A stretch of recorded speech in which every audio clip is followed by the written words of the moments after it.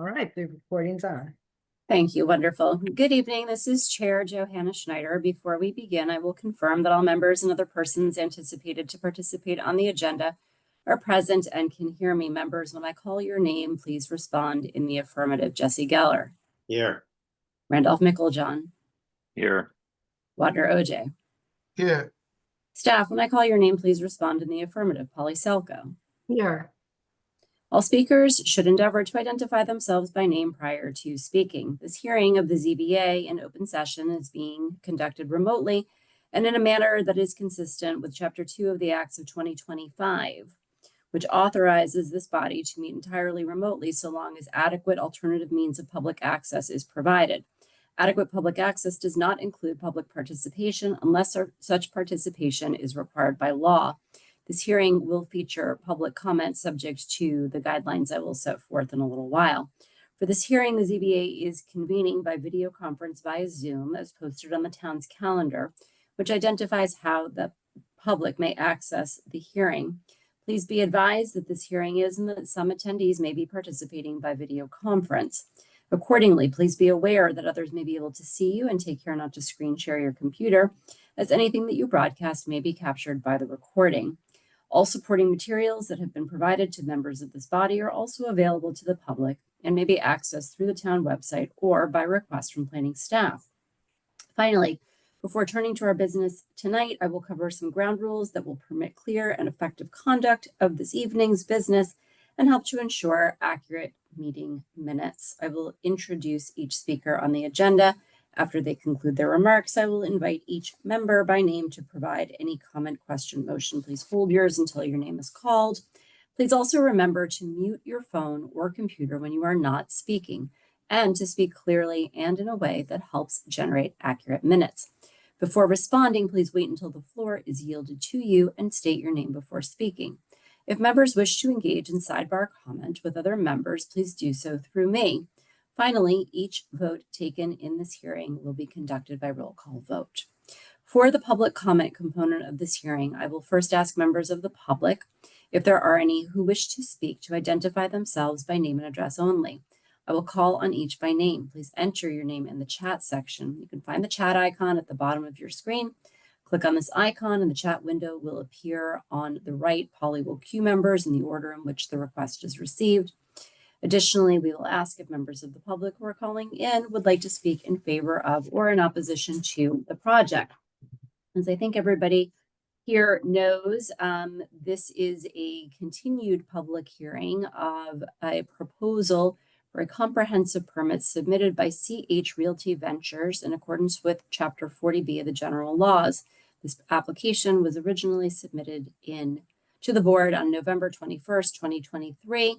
To date, we have held 7 public hearings on this in November of 2023, May of 2024, July of 2024, October of 2024, January of 2025, March of 2025, and April of 2025. I will now turn it over to Polly Selko to please provide us with a recap of where we have been and where we are this evening.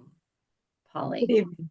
Yes, at the last hearing, the board focused on environmental issues and the draft waiver list.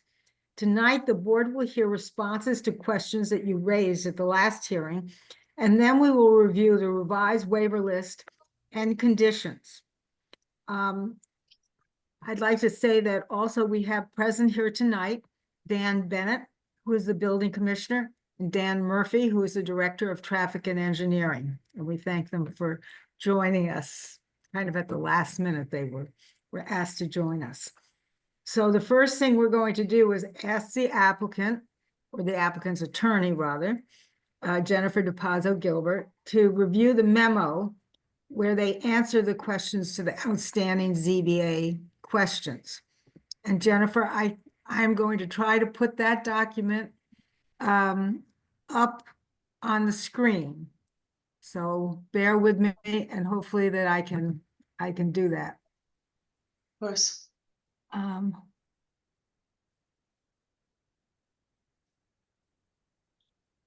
can you see that? Yes. Good job, Polly. Thank Thank you so much. Jennifer DePazzo Gilbert here on behalf of the applicant, and with me this evening is the owner's representative, Elias Patuchis. We also brought back again our LSP, Ralph Tella, along with our engineer, Jim DeVellis, should the board have any further questions on either the environmental issues or the stormwater issues. In addition, Dennis Greenwood, the architect, is also with us tonight to answer any questions.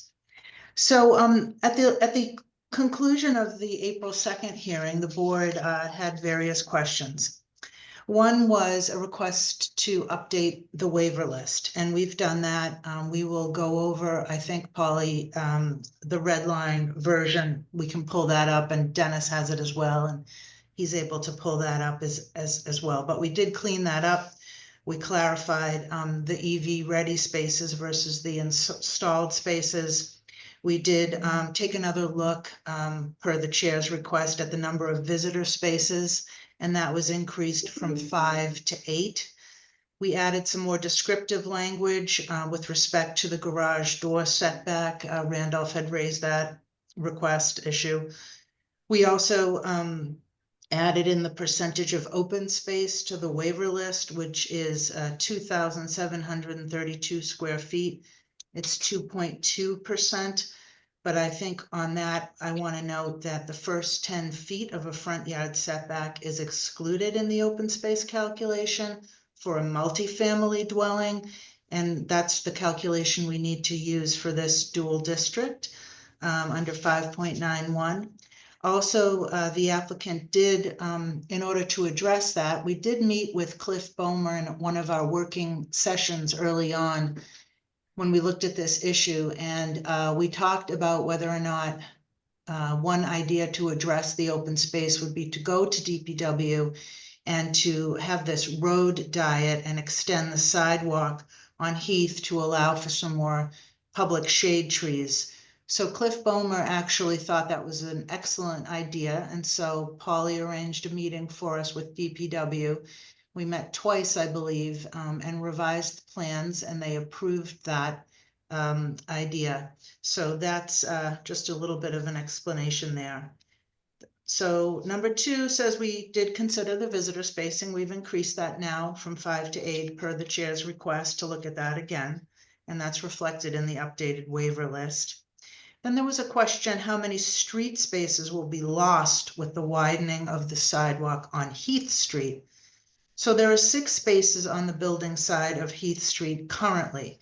And after the so-called road diet and widening of the sidewalk there will be 5 spaces, plus what DPW suggested was a drop-off space in the front of the building. And that's a discretionary decision on behalf of the DPW. It's not uncommon at all.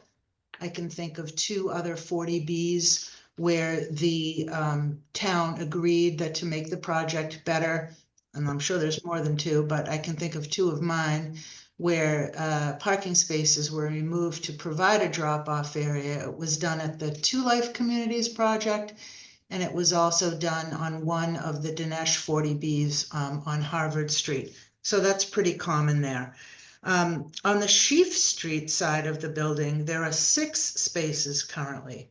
Now, the interesting thing here is that we propose to create an additional 3 spaces by closing off 2 of the 4 existing curb cuts on Sheafe, which will result in an additional 3 street spaces for a total of 9 on that side of the building on the Sheafe Street side.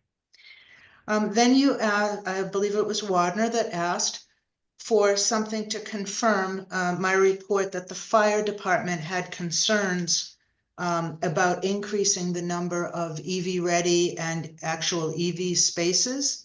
So I did follow up with Deputy Chief Cantor on that. And although this is not a building code requirement, as pointed out by Dan Bennett, it was a concern of the fire, and he provided an email dated April 7th, which you should have, and I just cited here, that during the initial discussions for this project, which include 15 EV ready and 15 EV capable parking spaces, should not exceed those numbers. This is to minimize both the known and unknown hazards of EVs. The developer agrees to collaborate with the fire department to determine an optimal location for electrical cutouts that supply electricity to the EV charging stations. Again, I understand this isn't a code requirement, but it is something that we did agree to. And I've added that as a voluntary condition in discussing with Polly the draft decision. Finally, provide something from Dan Murphy on the stormwater design. So on April 18th, Dan Murphy did send an email to the board. It's outlined here.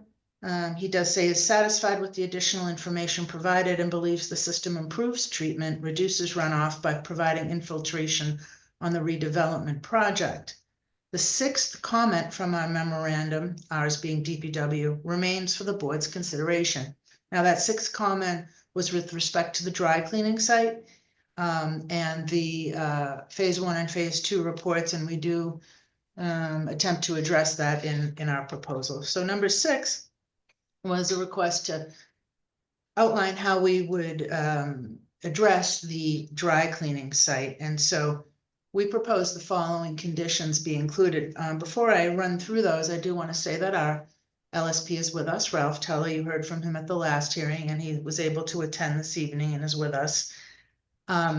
Just not so much for the board or for Polly's edification, but for members of the public. It dawned on me that folks might not understand that these types of conditions would be required in many of the cleanup sites around town. And so if this were not a 40B, if this dry cleaning site was going to be demolished and developed into something under the existing zoning with no zoning relief whatsoever, the normal course is the building permit would be pulled and the developer and the contractor would work with the building department and the health department to make sure that the site cleanup was in accordance with all of the local and state requirements. So here we've outlined a more robust process, and we would agree to conditions that say prior to any building permit, the applicant would provide to the building commissioner and the director of engineering copies of the phase 1 and 2 reports for the property at 621 Hammond Street. That's the dry cleaning site. Should reportable conditions be identified, then the applicant would follow all of the requirements under the Mass DEP contingency plan. The applicant shall provide the town of Brookline with $7,500 to pay for a town hiring an LSP or peer review consultant of their own. The applicant would provide copies of plans and reports prepared relative to the environmental conditions encountered during construction to the town's LSP, the building commissioner and director of engineering. I believe Dan Bennett wants to add the health director there, and of course that's no problem. Then should reportable conditions be identified, the public involvement regulations cited in the Code of Mass Regulations would be followed relative to notification of municipal officials, as well as the town's LSP and interested members of the community that have provided their information to the town's LSP, who we anticipate would coordinate that effort. With regard to documentation, reports and plans to be provided would include the schedule of field activities, the phase 1 and 2 assessment reports, all Mass DEP MCP submittals, and the soil management plan. Prior to commencement of construction, the applicant will state in writing the responsible party and compliance at the site, the property function and operation of the environmental controls proposed by the applicant. The applicant would provide the town with 10 days of submission or receipt of any documentation or correspondence related to the site remediation work under the Mass contingency plan. Those, I believe Polly has incorporated into the draft decision. And of course, I'm happy to take any questions on that and send those questions to Ralph Teller. The next thing was, what would the developer commit to, even though it's voluntary, with respect to assisting the renters that we heard about were already being provided with subsidies, rental subsidy by the owner. That does not appear to be an issue any longer because those particular renters, I believe Mike Sandman, former select board member, had written in about this family, they have found a new place to live that, and they'll be moving.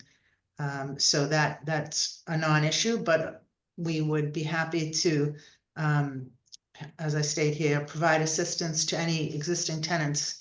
We don't know of any currently, because the ones that raised the issue have moved and found other living arrangements.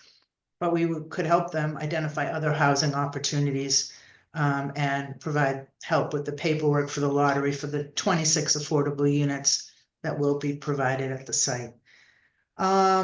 Clarify waiver C on the 16-foot setback. I think we've done that. And Dennis can answer any questions, follow-up questions on that. Explore if the stormwater system can be moved to Hammond Street. We did actually look at that. That's not possible because of the location of the underground parking. So that's that. I'd like to know if the chair would like me to go over the revised waiver list now, or what you'd like to handle next. I know that Dan Hill submitted a long letter, another letter dated May 6th. I've provided that to my team. There are some inaccurate factual statements in it with respect to locations, Heath or Sheafe. We think it's mostly repetitive and that the issues with respect to the stormwater have been addressed to the satisfaction of Mr. Murphy. The stormwater system, just to clarify, is one system, not two. There was some reference to the mounting analysis. That's not required because the system has 4 feet of material below, so that's not a normal standard condition that would be required. With respect to some speculation about what Cliff Bomer wanted or didn't want, I think Polly can iterate that he was satisfied once we got that road diet in place and approved, and was pleased overall with the design and the steps that were taken to minimize the massing. So if the chair would like, we can go over the waiver list. Leave it to you. Thank you, Jennifer. I think it would be appropriate to go through the waiver list now, please. Okay. Okay, I will pull the waiver list up for you. Yeah, the red line, please. That'll make it easier to see the changes. Great. So we've gone over this list once. Now you'll see that we've changed the date, updated to the date of the revisions. We also submitted a clean version. Jennifer, sorry, just a minute. Polly, is there a Yeah. way to make this bigger on the screen? I'm going to try to do that. Go to the little box up on the right near the X at the top of the screen. Go to that little box and click that. It usually gets bigger. All the way up to the blue line at the top. Polly, see the square? If you hit that square, it should get Okay, I bigger. see. Here, I see automatic zoom is right here. Here, I see the plus and minus, so let me try that. Maybe that, yeah. Oh, that's better. Yeah. That's better. Okay, Yeah, good. we're just seeing your whole browser, Polly, but anyway, we can read it now. Or I can. Okay. Thanks. So we've gone over this list. I'd like to just focus in on some of the language changes here. So waiver C, we changed that language to clarify that the proposed garage door is set back 16 feet from Sheafe Street, from that Sheafe Street lot line. And this is a waiver from the requirement that the entrance to a garage or covered vehicle passageway faces towards the street to which its driveway has access. That's supposed to be 20 feet. So it's a 4-foot waiver here. Randolph, I hope this clarifies it. If not, Dennis can pull up the plans and get into that in a little bit more detail for you. Yeah, that's great. Now that it clarifies that it's the garage door, that was what was throwing me off. Okay, let's stop at 509 for a second. If you could go up, Polly. So 509 design review. We've asked for a waiver here from 509. I know that some of this review is still done. So Dan Bennett, when you hear from him, I think he's going to want to narrow that a little bit. And that's fine with us. I've seen that done in some other 40Bs I've worked on and have no objection because some of the items that are listed in the design review are done anyway prior to building permit. So I'll let Dan speak to that. Just wanted to mention that. Okay, if you keep going down, Polly. So the next red line here is you wanted us to add the percentage. So we've done that here of the open space. And then we also made a note here about how that's defined under the section that we have to use here under 591. Then on waiver M, the board asked us to please consider increasing the parking spaces that would be marked for use by visitors. In this particular project, we need 10. We had 5. We have added 3 more. And so we've increased that to 8. So now the waiver is only for 2 spaces. Keep going down. Well, let's take a look at the bicycle spaces because I know that. Oh, yes. Yes. So bicycle spaces. We have 70 bike spaces. The transportation department or board asked us to look at providing more, and we did.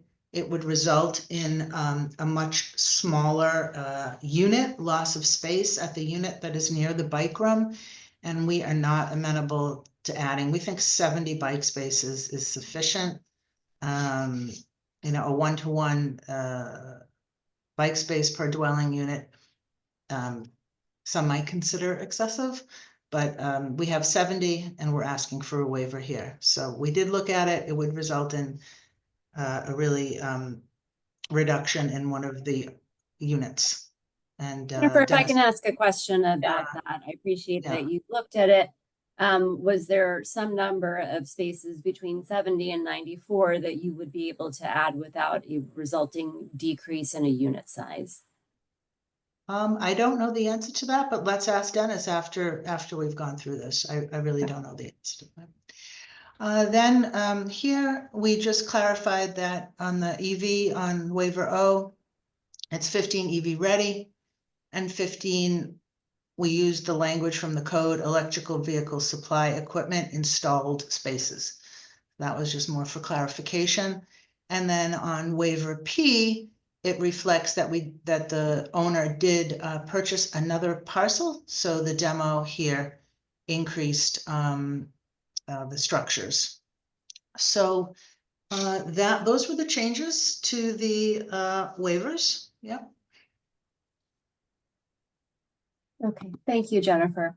Polly, I understand that we have received some waiver comments from Dan Murphy and also maybe from Dan Bennett. This was part of the reason that we did ask for them to be present this evening.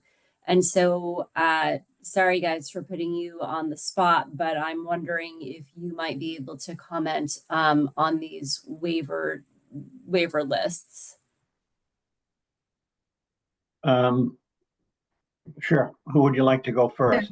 Dan, Which Dan would you like Well, first? you just spoke first, Dan Bennett, so I guess it's you.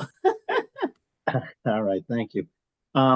With respect to the waivers, I did review them and I got back to Polly, and the only issue that I have is the 509. We typically do not do a blanket waiver. I think Jennifer touched on it a bit earlier. The policy is to, kind of review and look at them. And there's some sections in 509.3 and 509.4 that are done as part of the application process, is done as part of the review by the board. And these are things that we typically leave in. And I can go through them quickly just to, and kind of highlight, and then I can work with either Polly and Jennifer and come up with the final verbiage or wording that we want in the list. And then go from there if you'd like. Yes, that would be helpful. Thank you. All right. So in 509.3, there's C1, 2, and 3. And one of them, talks about a model, which we typically do not require or request. So that would be one waiver. I'm sorry, that one we would waive. The exception would be the existing conditions plan, which is 503C2. And drawings of the proposal, the structure and the landscape. That's 509.3C3. So those two sections we would typically list in there.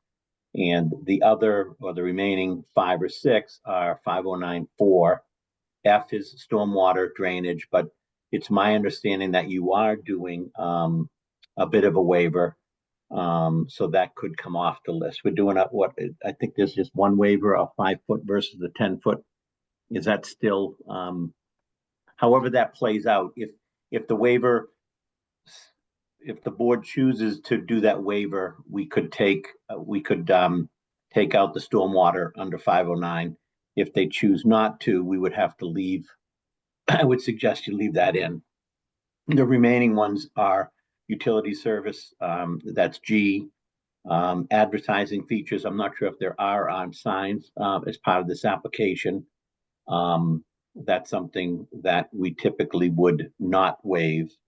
There's some safety and security, and then energy efficiencies. So those are some of the sections that are typically looked at, part of the conversation and all the hearings. And that would, not require a blanket waiver of 509, but there'd be some specific sections we would pull out of there. That makes sense. Thank you. Jennifer, I think you had indicated that you would be amenable to working with Dan to refine this a little bit more. Did I understand correctly? Yes, that's right. I think Dan can send his comments to Polly, and then I'll connect with Polly, but I have no objection to carving out things that are basically already done or will be done. Okay, thank you. Dan Bennett, I think that was it. So you're off the hook for now, although I do believe that we may have some questions for you regarding proposed conditions and comments there too. So we will probably be looking to hear from you again in a bit. No problem. Thank you. Thank you. Thanks again for being here. If we could now put Dan Murphy on the spot to give us his thoughts about the waiver list, please. I think it was the only one was the bike parking and 6.05. And I think Dan Martin just pointed out that the transportation board had asked for if there could be more than 70. That's the only thing we had to add. Okay. And Jennifer, you have Dennis furiously figuring out if there is some increase that is feasible. Yeah, I think my understanding was he looked at it and it would impact a unit with any additional bike parking. I mean, but I'll let Dennis speak to that. Yes, Jennifer, that's absolutely correct. So unit 110, which is the one adjacent to the bike storage room, any increase in the bike parking is going to pull area out of that unit, which is a little difficult because we're really kind of fighting for window wall on that unit as well, to make sure there's windows in the bedroom and the living area. Thank you. Okay, Dan Murphy, I think you also had a comment in the red line about Massachusetts stormwater guidance versus town stormwater guidance. This is in relation to waiver Q. Yeah, and I did find out that requirement for the 10 feet is from the mass stormwater regs. It's not from our ordinance or our bylaw. So that would mean that is not something that this board has the authority to waive. I don't know the answer to that. I don't know if it's firm with a stormwater guideline or it isn't, if it's a recommended distance, but I could definitely look into that. So our understanding is it's a recommendation and best practices, and Jim DeVellis, I think, spoke to that and is here with us again this evening, if that helps the board. I think it would be helpful to get a little bit more information on this, just sort of legally. I don't want us voting on a waiver that we have no legal authority to grant. And as I think everybody here knows, we have the ability to grant waivers from town regulations, but not from state regulations. Right, so we're not asking you to waive anything under the state regulations. We're asking you to waive the town's local stormwater bylaw setback requirement of 10 feet. Now that 10 feet comes from, it's my understanding, I'll let Jim speak to this, that comes from the state guidelines. Dessert. So I'll let Jim DeVellis speak to it. Thank you, Jennifer, and thank you, members of the board. For the record, Jim DeVellis, professional civil engineer with DeVellis Serene. And it's correct what was spoken about this. They are guideline suggestions. I've been doing this for a number of years, never had to get a variance. We commonly put them close to the property lines, and if needed, we put the barrier in. So they are suggestions. There's a whole bunch of stuff in there that that are guidelines, and this is a redevelopment. And that was one of the comments before. We do as much as is practicable, as that's how it's termed on a redevelopment. So this would not need a waiver from the state guidelines at all. Yeah, Okay. I can just add one thing. I know we do it closer than 10 on redevelopment projects, looking at past projects that we've reviewed and approved. Okay, thank you. Do any board members have any comments about the waivers that we have just reviewed? Jesse Geller. A couple things. Thank you. One, I just want to be clear, and I probably have asked this before. So the heading category details of proposal requiring waiver. That entire column is intended to limit the general request waiver column to its left. Is that everyone's understanding? Yeah, yes. Okay. I just want to be clear that that's what its intent, because it seems to me otherwise it wouldn't even be in there. It would just be explanatory. Two, I don't know why, maybe I was a little thick today when I was looking through this, but variance G, which is the waiver under section 5.31, it's really the Venn between the maximum height of 40 feet and the 76 or 70.5 feet that is respectively provided. I read it so quickly, I was thinking to myself, why do they need a head house that's 76 feet tall, 7 stories? It sort of, it looks a little bizarre. So I would just make the comment that it's the Venn, it's the difference Yes. for the building. Yes. Okay. On the waiver Q. So I still don't know that I know the answer, whether this is, I know, Jennifer, you're looking for a waiver from the town's requirement. Correct. But it doesn't sound like 10 feet is the town requirement. It sounds like it's is. reflective glow off of the state guideline. So the town has its own bylaw, and the town, and Murphy can correct me if I'm wrong, the town's stormwater bylaw used the guidelines from the state handbook and incorporated that into their bylaw. So the town bylaw says 10 feet.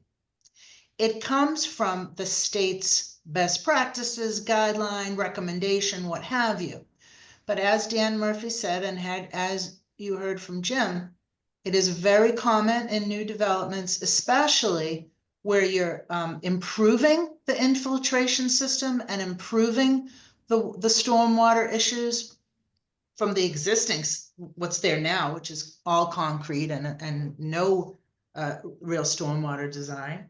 It's allowed. And so we don't need a waiver from the state because it's a handbook, it's guidelines, but we do need a waiver from the town bylaw, which adopted that 10-foot within the bylaw. You know what would be extremely helpful for clarification here? Because obviously the fact that we're asking a lot of questions about this means that it might benefit from some clarification. Is it possible to add a citation to the specific portion of the town stormwater bylaw and or policy from which a waiver is being sought? Yeah, I believe it's, Dan Murphy, you can correct me if I'm wrong, we should add general bylaw 8.26, is that correct?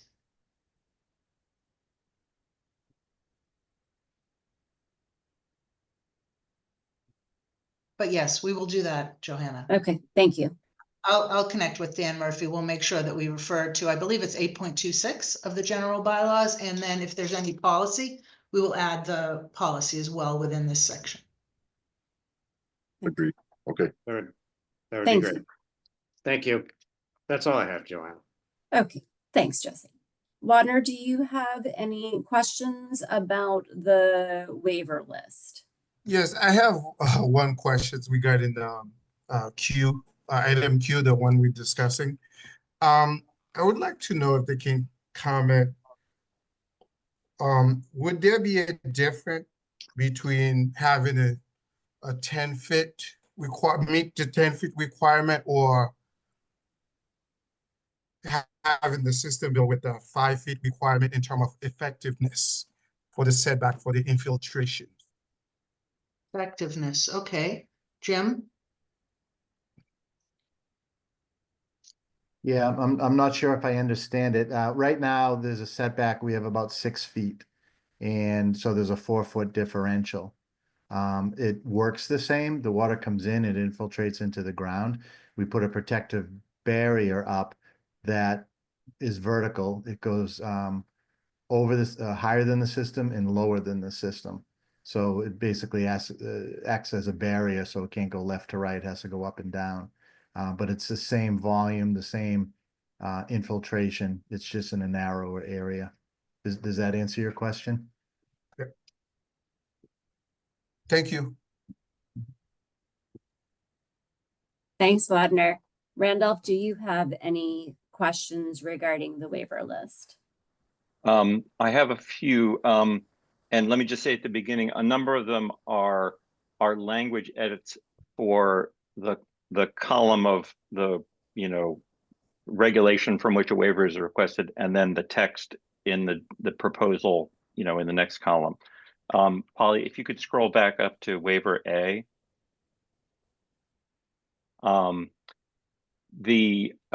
waiver A, the requested waiver, there's an incomplete sentence under the column in the middle, and it would make more sense for the record if we could say at the end of that, to a depth of at least 15 feet, comma, devoted to uses such as commercial, and it's very long in the bylaw, but unless you mention commercial space, the waiver proposal to the right doesn't make any sense.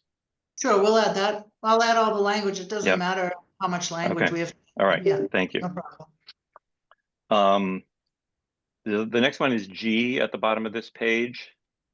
And Jesse, you were talking about this one a minute ago. I wanted to ask whether we might dispense with G. And the reason is that what it says under 531, 531 regulates the relative height of elevator, penthouses, and such structures like that as they extend above the roof, and it's a 10-foot limit. Now, in this case, the proposed stairhead house is not more than 10 feet above the proposed height. Waiver F would give a waiver to the greater building height. And if that waiver is granted, it seems to me G isn't necessary because there is no proposal to have a rooftop structure that's more than 10 feet different.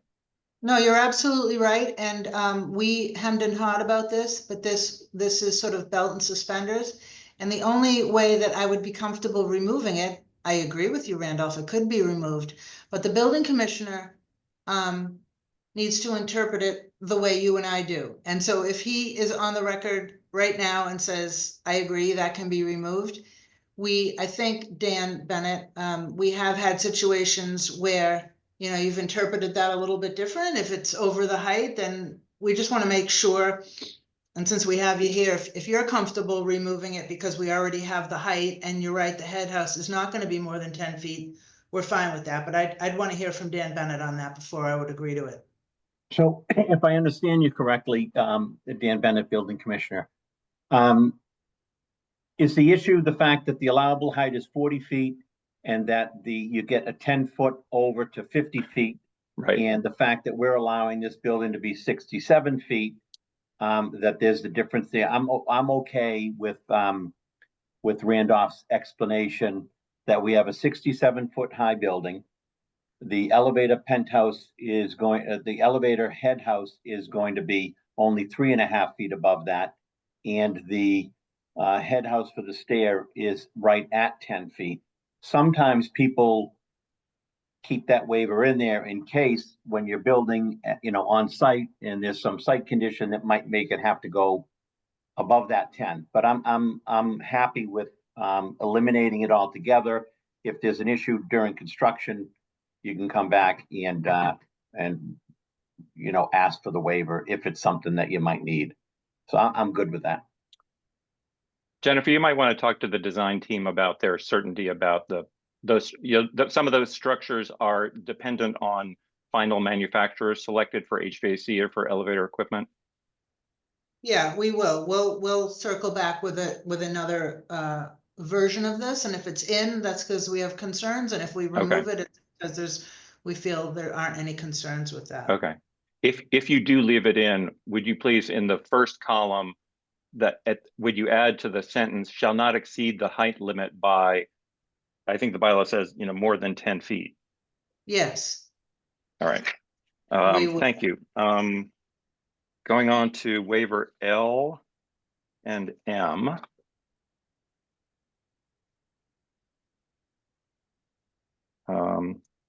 In L, there's just a missing word in the waiver from the requirement.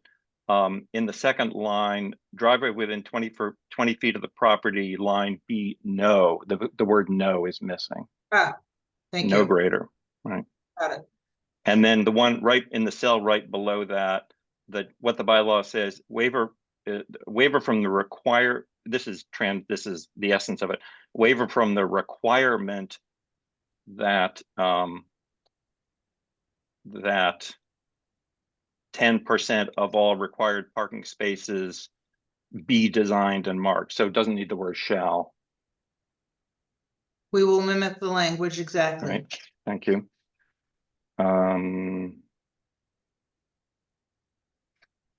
Oh, sorry. Just going back up to H. This is sort of a design question. And I'm asking because this happened to be once on a project. Paula, if you could just scroll up a little bit. This is about the setback of the structure from the lot line at the street. My understanding from the drawings is that the outer wall of the concrete foundation wall that contains the garage is at the lot line on some or all of the streets. And the question is, because this is a concrete wall, it probably has a spread footing of some kind.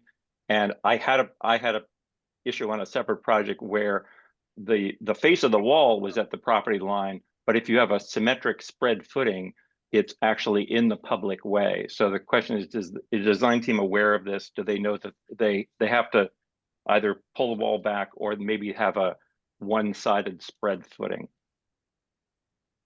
Yeah, Randolph, the intention is to have an asymmetric footing. So one Asymmetric. Terrific. Thanks, Dennis. Absolutely. Is that my last? And I'm trying to find the last. That's it. Thanks very much, Jennifer and everybody. Thank you. Okay. So I think that completes our review of the waiver list. I feel as though there are significant enough edits to this working draft that I am not sure that it makes sense for the board to vote on what I think is a draft in progress, but I would welcome the thoughts of my fellow board members as to whether they think that this is votable in its current form. Jesse, I'm not prepared to vote on those waivers. Randolph, I agree with Jesse. Wadner, I agree with my colleague. okay. So what we would like to see for the next hearing would be a further updated waiver list that incorporates the comments that have been shared this evening. And I think we will be prepared to vote on it at that time. Very good. Yes, we will provide a further extensions to get us through the next hearing, which Polly, I think, had discussed with the board in June. So we'll provide that, and I'll get Polly what I hope to be the revised final version to be Thank voted. you. I appreciate both of those things. I think the next order of business is to go through the working draft decision and conditions. Polly, I don't know if you are able to pull up the document. I believe I will be able to. So just give me 1 minute. I'm going to pull up the one that actually combined building department and Dan Murphy's comments. Okay, and let's see if I can make this bigger for you. Okay. And I'll go down until.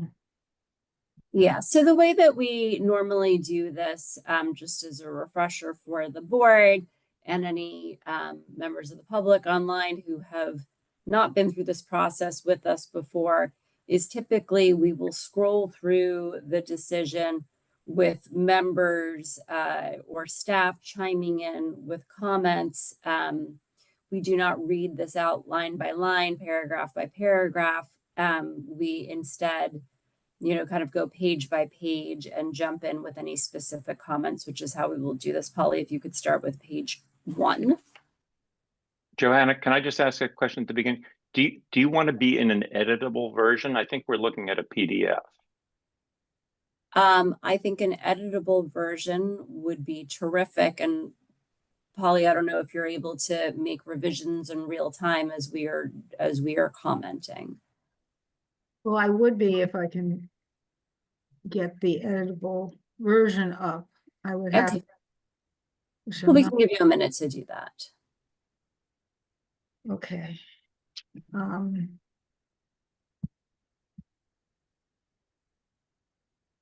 if you're not, I don't know, Jennifer, if you have an editable version and would be willing to do this if Polly is struggling with getting it up. I'm gonna see whether Polly added these comments from staff. Let me see if I have that in a Word. I emailed it to you. Let's see, I think I email it to the board, then I could go to my email. Let me think about that for a minute.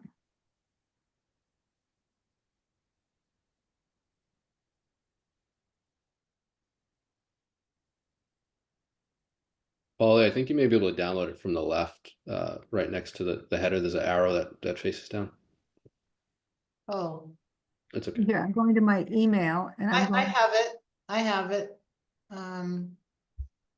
okay, I'll make you the co-host, a co-host. And then let me close this out.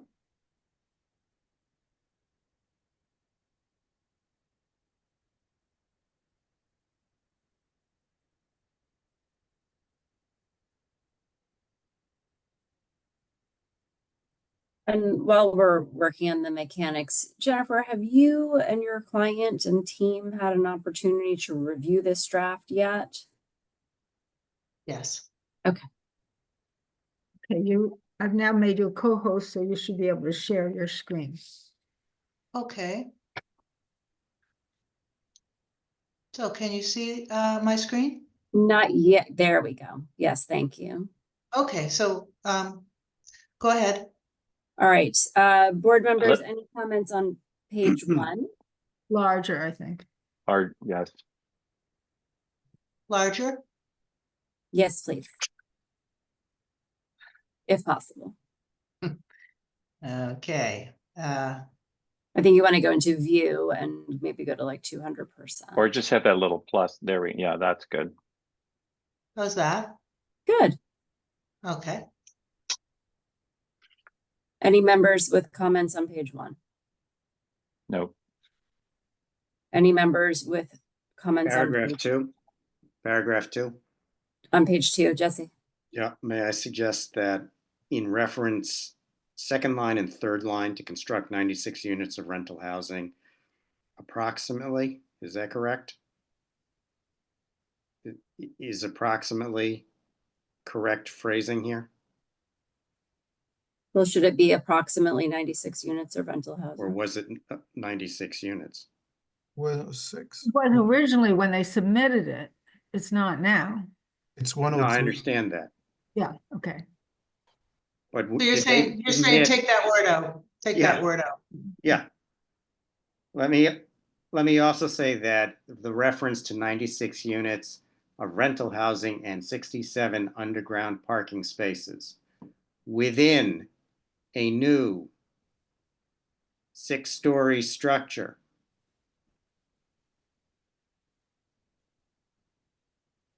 And I don't remember whatever the proposal square footage, gross floor area of that structure was, but I would reference the structure.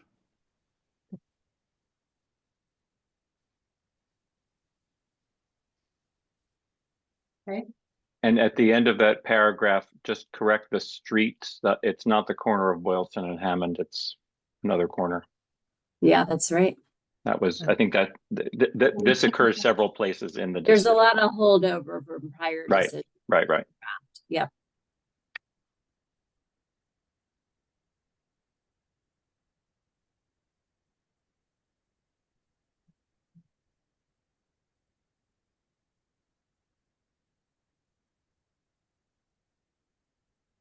Okay.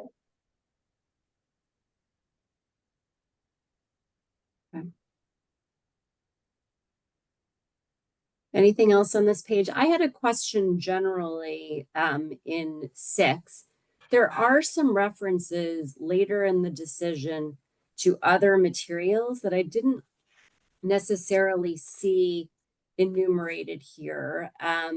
For example, and Polly, you may be able to shed some light on this and I may be misremembering, but I do think that, for example, to the extent that, there are memos or, memos either from the applicant or from other parties that are referenced in the decision, I wonder if they should also be referenced here in this section. Okay, we can add that as we go down and we find it in later on, then we can just highlight that and I can. Okay. I have a question too. Back to paragraph 2, the initial submission was not, was increased to 103 unit, or it's still in the 96? No, it was increased when it was revised. So should we have another sentence that Yeah. added that it was increased to from the original 96 to what it is currently is now? Widener, it comes later on page 3.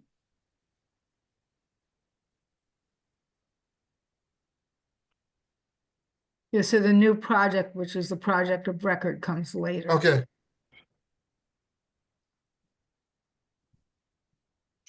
Okay, so here on 6, Johanna, I just highlighted this and I'll check in with Polly. We'll make sure that we have everything listed. Okay.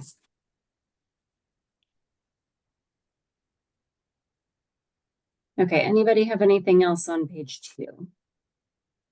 Johanna, I just want to clarify that in paragraph 6, are you referencing just applicant submitted data, correct? Or are you Um, looking for third-party source materials? So this was sort of my question for Polly, which is whether it is our typical convention, and I candidly just don't recall whether, you know, when there are these record documents, is it exclusively what's been submitted by the applicant, or is it other things as well?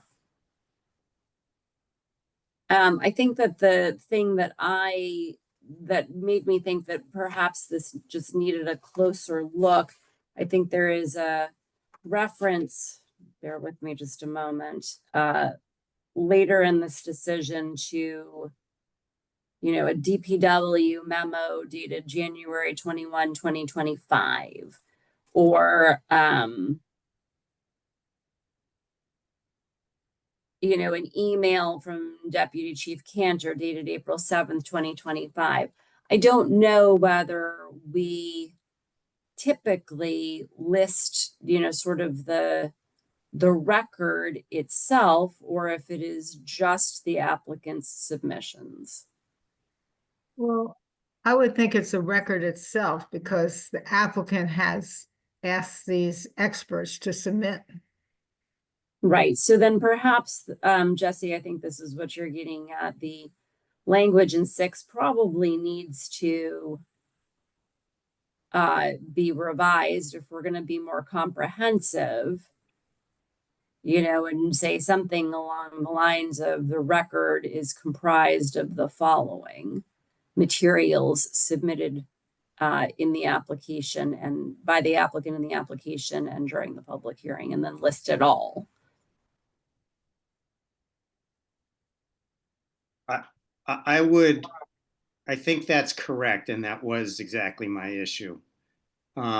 If the section is going to be used more generally to reference all materials submitted for consideration, I do think it needs to somehow, whether this is done in table format or whether it's done as it's laid out here, it does have to reference who submitted the material. I think that's relevant. Agreed. So wouldn't it be better maybe to do it as an attachment? Sure. Or- yeah. Sure. Yeah. And We do it as an attachment with a table.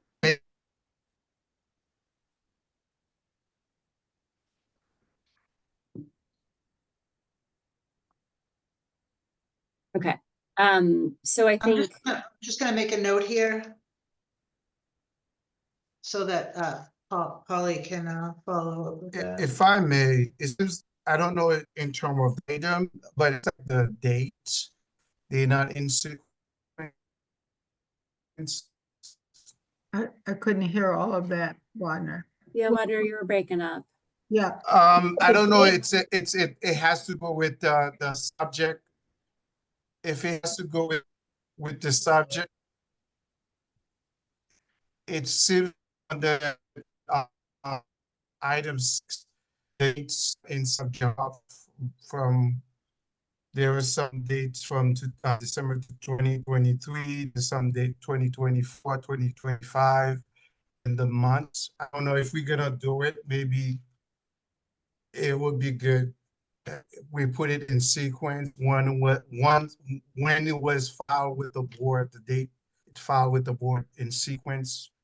I don't know whether that makes sense or not. well, I mean, I think it really would be easier if we could put the date of the document itself, you know, when it was written, which is probably, Jennifer, I Yeah, would the ask date of that- the document, it seems like not in sequence too.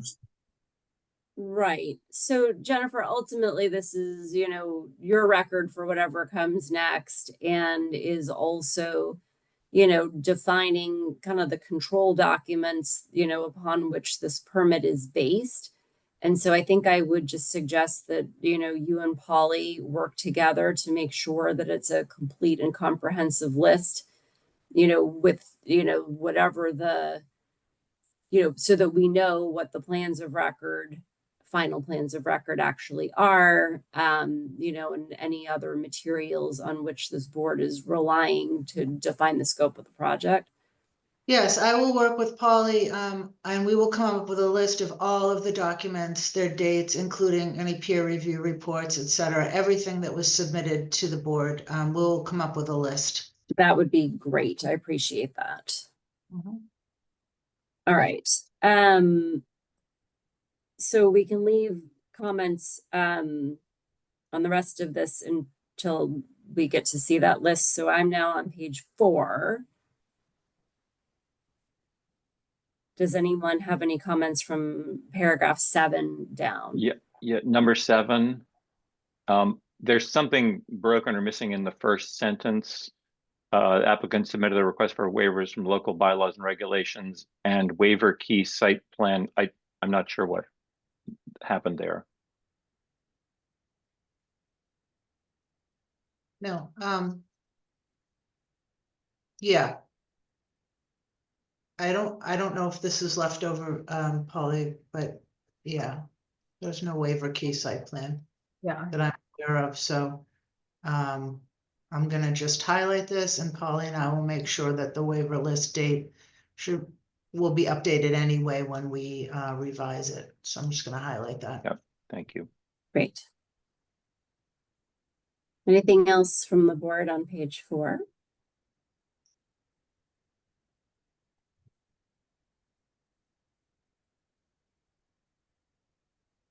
Is it okay with the board if I just add June 11th?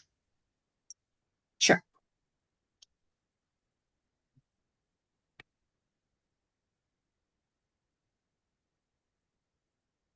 All right, board, anything else on page 4? Can we move to 5?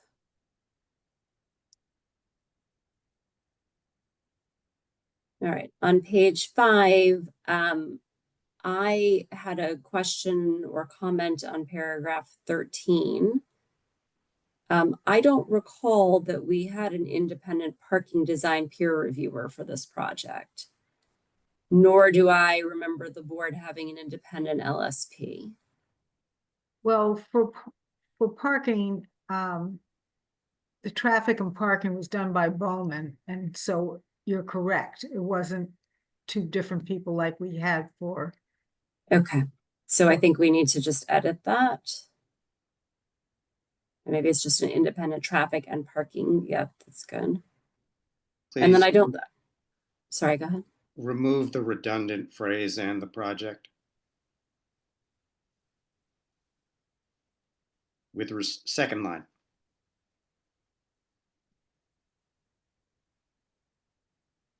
That's it.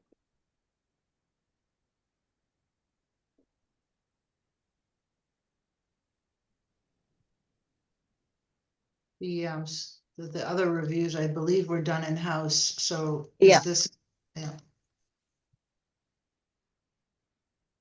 Could you make the writing a little bit bigger, Jennifer? It's a little hard to see. Thank. Might have to make it just a tiny bit smaller. That's good. That's better. Review of town department,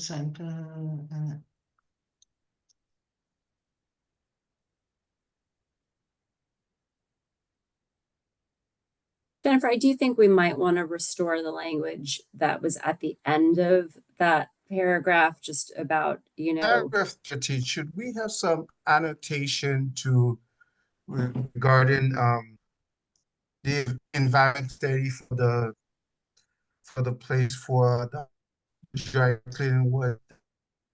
I can't understand what Wadner's saying. He's cutting in and out. Yeah, Wadner, we can't hear you very well. Hello, I don't know if you guys hear me.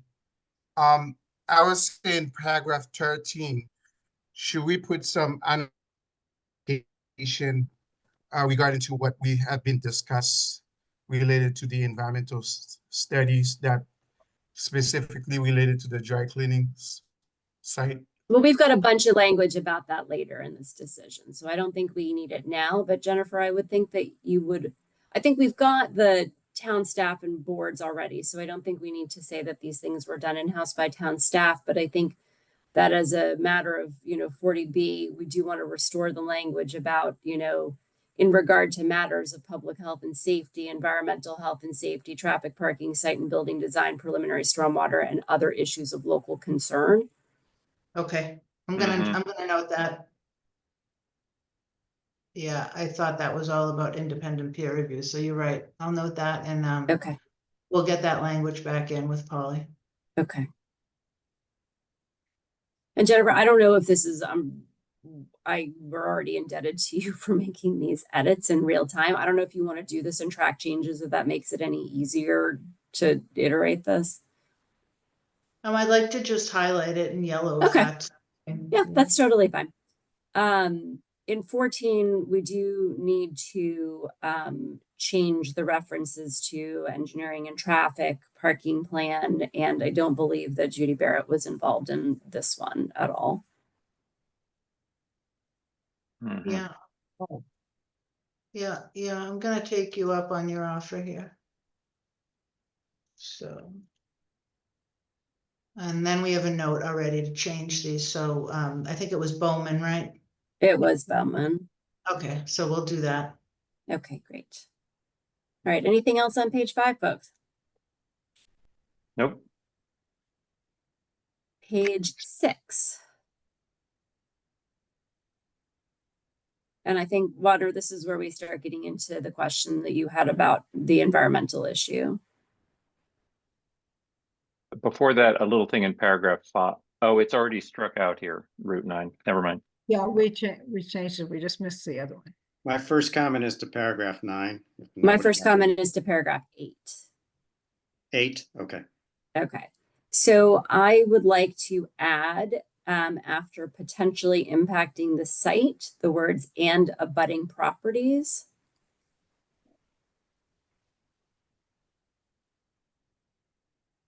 And I would also like to add a new sentence that says that the board made numerous requests that as part of the comprehensive permit hearing, the applicant submit Phase 1 and Phase 2 reports on 621 Hammond Street. Period. The applicant declined to do so, period. So I actually added that to the next paragraph, but I like what you've done. Did you have a date, Johanna? Did you just add a date? I didn't. I just wanted to add another sentence after this that says that the applicant declined to do so. And that in the immediately preceding new sentence, that as part of the comprehensive permit hearing. Yeah, as part of the, so I have a comment on this whenever the wants to hear from me. So I don't have any objection to this, but I would like it to say that the applicant declined to do so, but agreed to provide such reports prior to building permit. Certainly sounds fair. I mean, that's what he did. Is the board okay with that? I just want to make sure that that's not redundant with what's already here. In principle, I don't have a problem with it, Jennifer. I just want to make sure that we've not sort of already covered that someplace else here. Well, it's the first time we're talking about it, and it is in the findings. You know, it's the first time we're hitting this issue in the decision, I guess is what I'm saying, right? Yeah. Yeah, I'm just wondering if it belongs. Well, I think it exists in the conditions. Isn't really the response, Jennifer, that while the applicant declined to provide the requested audits, in response, the applicant presented testimony from Ralph Tella, licensed site professional. That's sort of why I had put it into your same, almost the same language, but I had put it in the next paragraph because their response for the board's consideration was this testimony, which while not. But you're saying 9 covers it. No, I'm saying if you add the same language in 9, from your perspective, Jennifer, the answer is, but we presented this LSP to offer testimony at that time for the board's consideration. Well, maybe just to simplify it at the beginning of 9, maybe add the language in response to the board's concerns, Right. comma, Ralph Tella. Right. I And that's think exactly as the long as language it's I in had. there.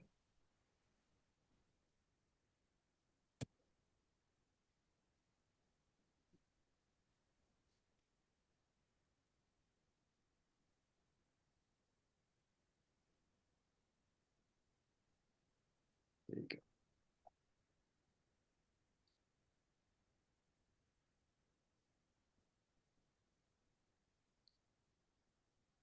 And can we universally change 261? Yeah, to 621, yeah. What are we, sorry, what? Universally add. change 261 Hammond Street to 621. It's in multiple locations. Good catch. Yep. Well, we can do a find.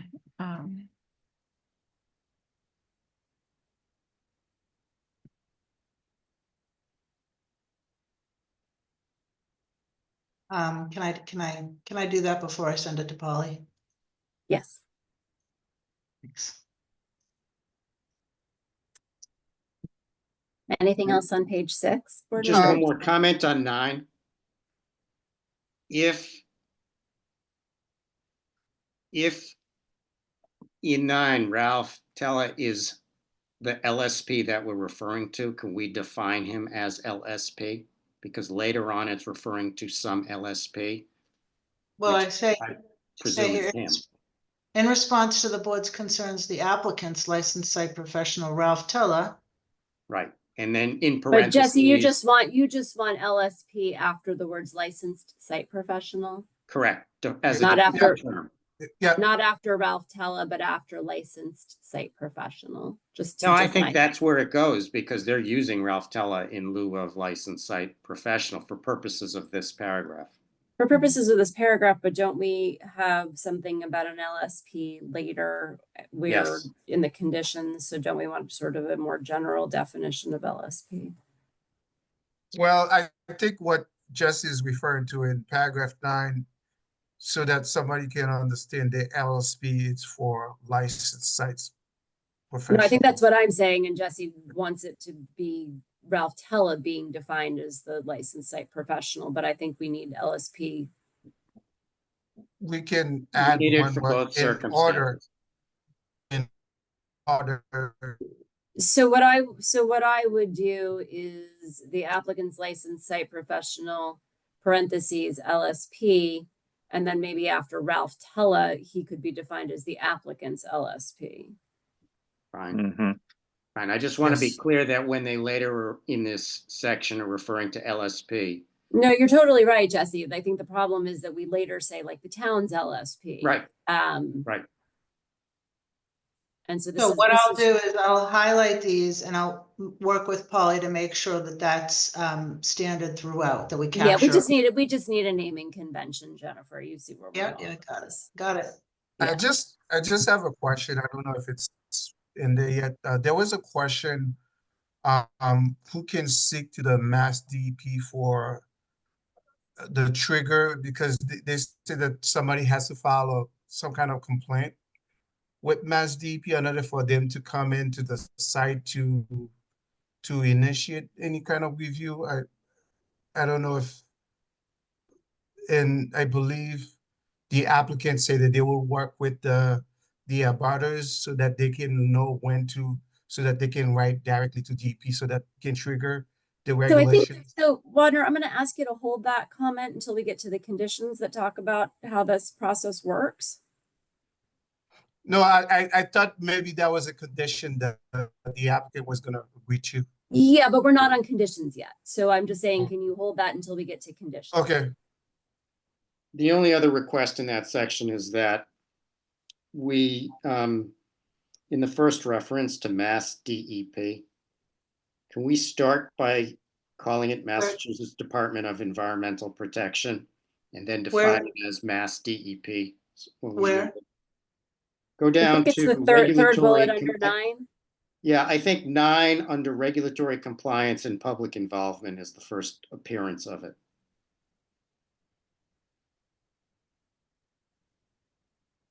Unless you want to put in DEQE.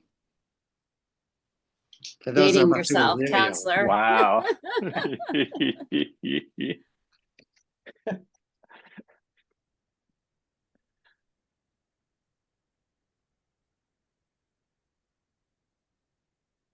I will correct this LSP to applicants LSP. Okay. Great, Great. that's all I have. All right, page 7, if folks are ready. Number 15. I actually had questions about 12 and 13 together. There was something about the relationship between 12 and 13 that I found didn't hang together quite right, and just noted that they might need revision.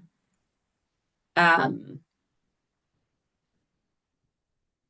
we start talking about traffic mitigation measures in the first sentence of paragraph 12, and then we have in the second sentence of paragraph 13, DPW submitting that its traffic mitigation items were to improve safety on the site, blah, blah, blah.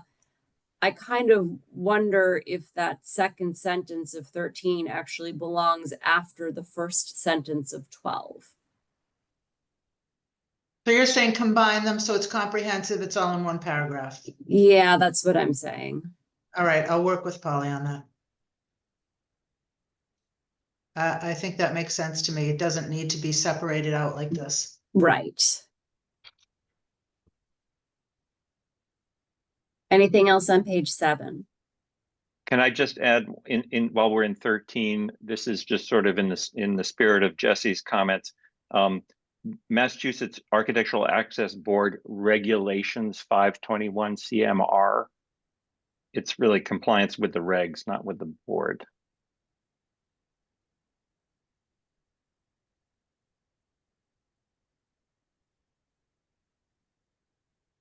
.521. Yeah. Yep. My next comment's in 15.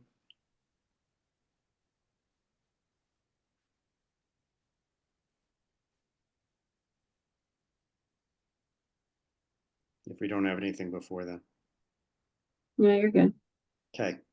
At its hearing on April 2nd, 2025, and I can't speak to the date, the board heard testimony, comma, including abutter concerns with the stormwater design and existing conditions whereby basements at nearby homes flood during rain events.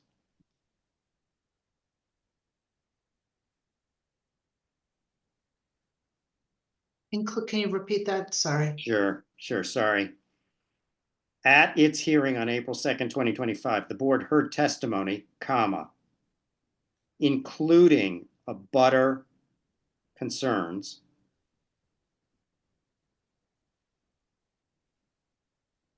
with the stormwater design and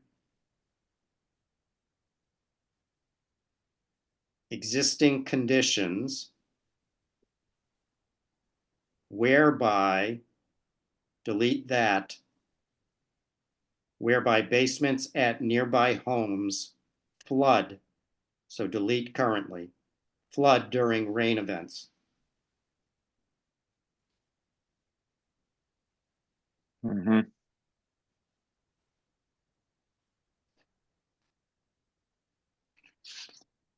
All right, anything else on 7? 20. Before we move in 15, Jesse, did you pluralize abutters or just abutter? It should be abutters. You're right. Okay. All right. Because we heard testimony from many different. Yep.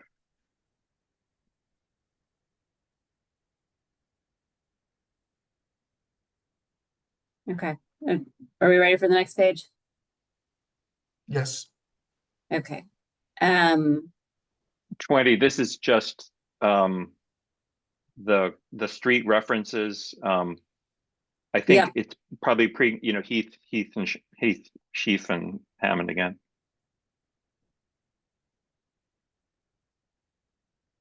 And Jennifer or Polly, you may want to do like a global search and replace, because I don't know that we need any references. We may need one reference to Boylston somewhere at the very beginning when we're talking about site context, but overall, I think any reference to Boylston is probably a holdover from something else. Okay.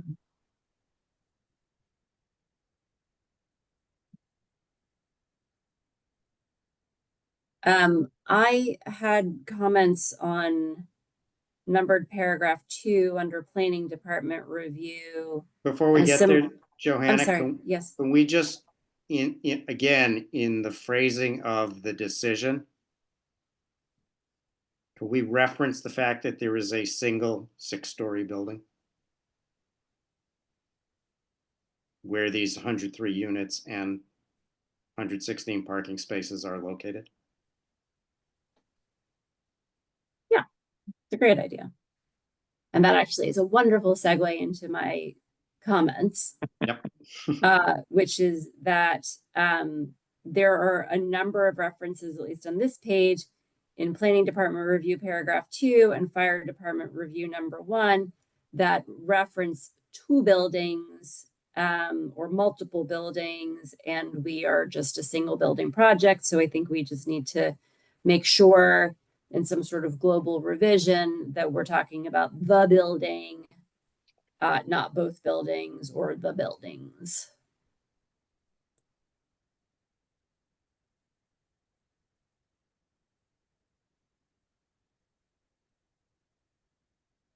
On paragraph 1 on page 8, I know I stated 103 units, but I think my eye just crossed a document say 105. So I just want to make sure it is 103 is the correct number. I think I saw, Yeah, it is 103. okay, so I think I saw 105 somewhere.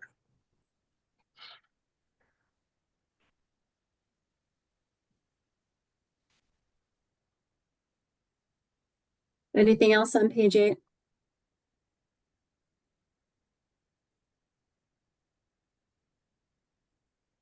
Page 9? And 4, instead of the word cover, can we say that the developer, can we change developer to applicant?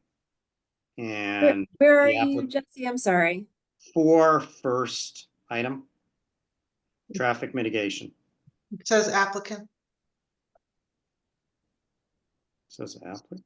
No, That's in the first dotted, Yeah, the second sentence, the last the sentence. is third line. Yeah. Applicant. And then shall pay.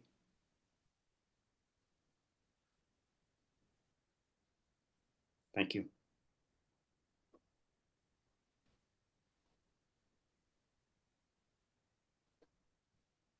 I'm just going to highlight this so that when I do this search, when I work with Polly, we'll know to check that word.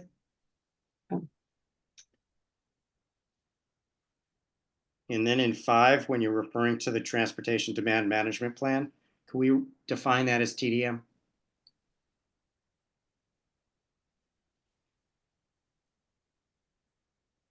TDM or TDMP? Just TDM? Well, we got However, TDM however and it's being TDM. used afterward. Yes, looks like TDM. Thank you. Yeah. I think it should, just a suggestion, I think it should be a P, and I think I should change it down below. Fine. That's As fine. long as it's defined and consistent, I don't think we care. Yeah, okay. And then in 5, fourth item, yes, discounted MBTA. Does that really mean what it says?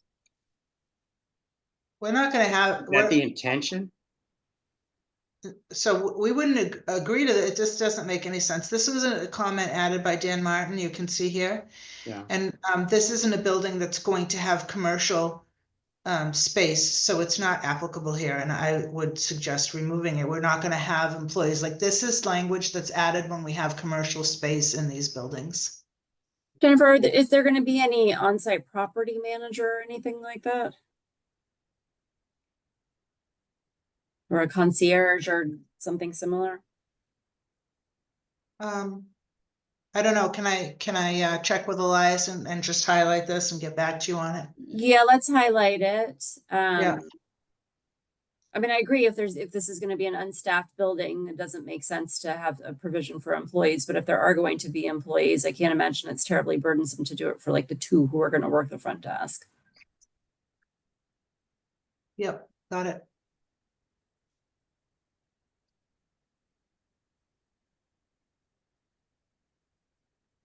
Okay.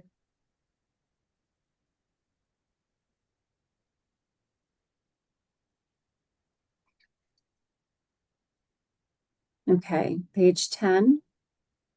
On 10, there's, Oh, back to number 6, please. It's just we have developer and owner in this paragraph. They should both be applicant.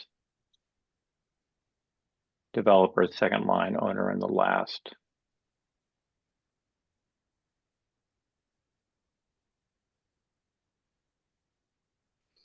sometimes in these decisions, Randolph, we distinguish between applicant and owner. The applicant is the present day applicant. And when we're referring Yes. to owner, you'll see it later on in the conditions. When we I did, refer to yep. owner, we're concerned about downstream owners of the property. Transfer. Yeah, even in the next paragraph, Jesse, where it talks about, building owner obligations in perpetuity.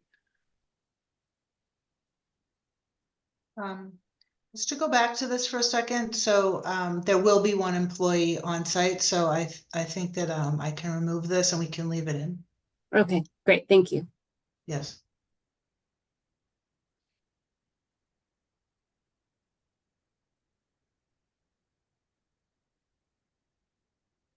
Anything else here? And what's the answer on provision for periodic audits of Where are traffic? you, where are you looking, sorry? Was it that last item before 6? In the TAPA shall be developed that includes traffic in compliance with, and there was some question about looking at- periodic monitoring. Mm-hmm. So what we normally do is we have the language here that says we're going to provide a TAPA. Shall be this last bullet here, we call it a TAPA. A TAPA shall be developed that includes the monitoring as approved by the Director of Engineering and Transportation. So we submit that and we work with the Director of Engineering and Transportation to make sure that the monitoring plan that we suggest is lines up with what the town needs or wants. So that happens later. And I think up here, we say prior to the issuance of the CO, we're going to do all these things. And we always, at the end, as we're getting ready for CO, we work with the Director of Engineering to make sure that the TAPA is has all. Dan Martin's question that he wants the board to consider inserting actual dates for review of the monitoring, or because that was my impression, and we've done it in some decisions. So like we've provided on the first anniversary of issuance of the final CO. That's an example, right? I see what you're saying. So maybe, Paula, you could follow up with Dan and he could suggest some dates. Okay. Or Dan Murphy's on. Yeah, maybe. yeah, I could find out what he normally wants. I mean, he was just seeing if you wanted to do it 80% occupancy or 1 year after. But I can ask him what his preference is. Yeah, I think we would defer to whatever his preference is. Yep. Right. All right, anything else on page 10? Paragraph 6. prior to, not the final issuance of CO, prior to issuance of the final CO. I assume that's what the intent is. Yes. Okay.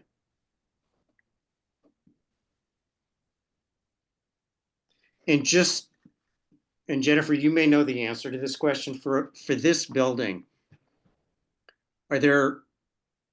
is there a single CO? Are there multiple COs? Just in terms of, we've got varying references. And we've had this discussion in the past about which CO we're talking about at different. Yeah, there will triggers. be, there will be different COs. There will likely be a temp CO.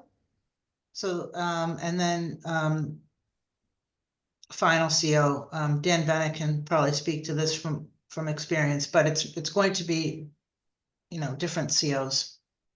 Yeah, And- it'll be Jesse, a isn't your series of, it'll be a series of temporary COs. And then when everything's 100%, we do one certificate of occupancy for the entire building. So temporary COs for each unit as they occupy, and then one final CO at the end. Right. Okay, so Dan, as you've kindly done in the past, you've alerted us, frankly, to where you really do mean final CO versus first CO. And I would just ask that you consider that where we have references in here, because I wasn't sure we actually meant what's written. Yeah, so I think there's another area here where I changed the CO to TCO. And it's like one TCO Yeah, I for did. every 4 TCOs for Uh, market rate until the whole building's issued. So I've tried to correct it in here. Right. In one other spot where I think it reflects it, but I can go through further to make sure we've got the proper terminology.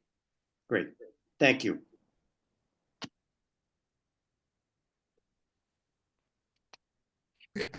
I can't, Jesse on that point, because, can you hear me? now I can.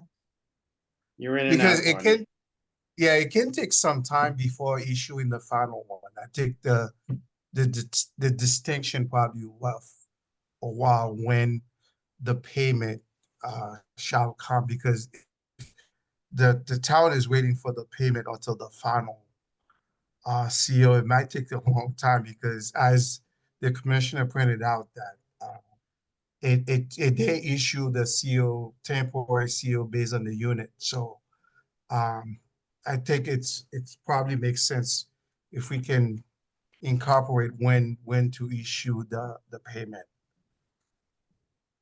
whether it's temporary or a final CO.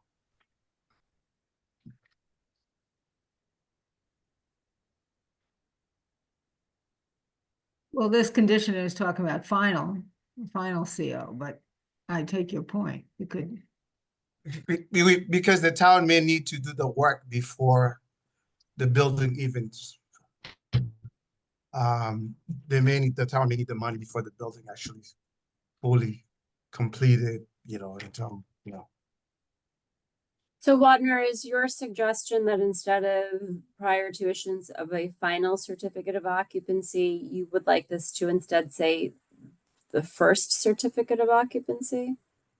Well, Or- it's depending what is practical, and I'll defer to,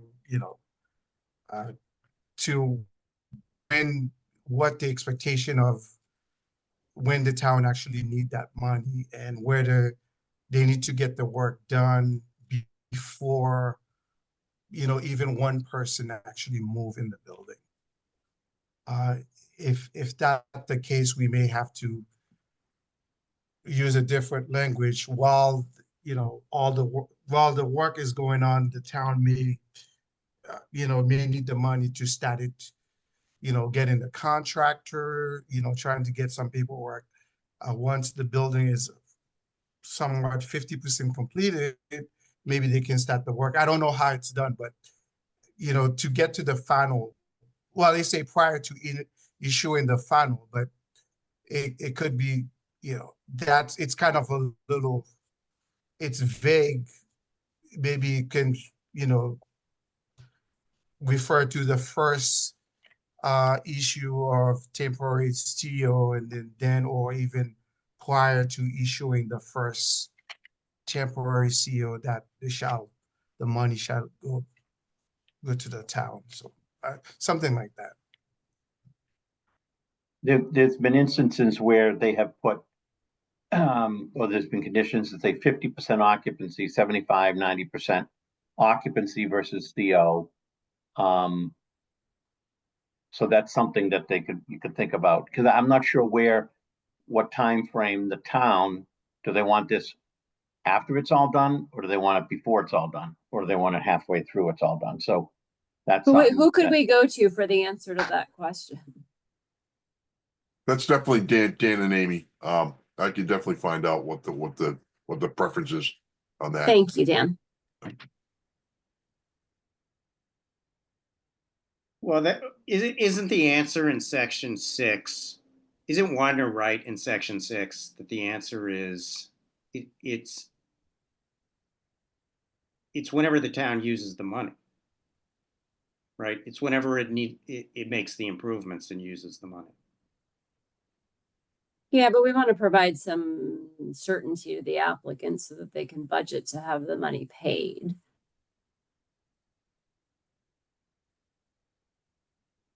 Jesse, I remember this coming up on an earlier project, and one of the comments that we heard, I think from a representative of DPW, that at the time that we were writing the conditions, there was really no knowledge about what year or what time of year this event was going to take place. And the DPW folks talked about, it might have been that Harvard Street case, the one near the Stop and Shop, and they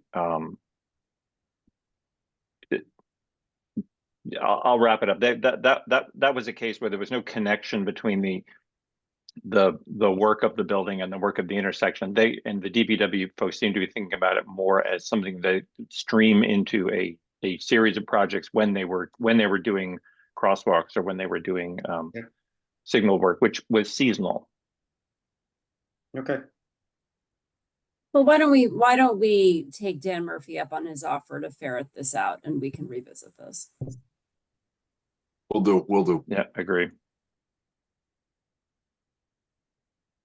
Okay, anything else on page 10?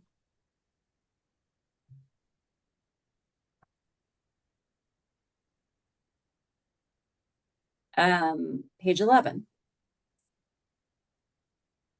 So just a point on this, the health department has the plan for the trash and recycling removal. We are gathering more information with respect to some of the materials and equipment that are being used and the number of toters and size, and we're putting that together. We'll have that back to Roland Lanka and Segal Reese and Polly, of course, this week. So then we'll be able to fill this in. Okay.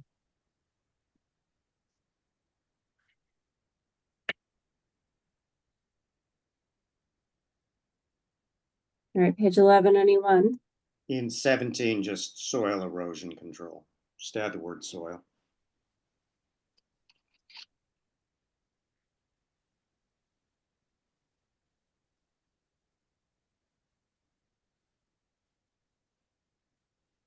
Okay. Getting tired. Okay, right there, Jesse, is where you wanted it. Take out and. When you say erosion, you're referring to soil, right? We're not talking. Isn't it generally just referred to as an erosion control plan? So are you saying everyone would assume that's what we're referring to? That's what I would assume we're referring to, but that's just. Okay.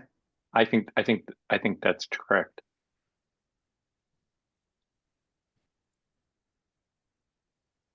Okay.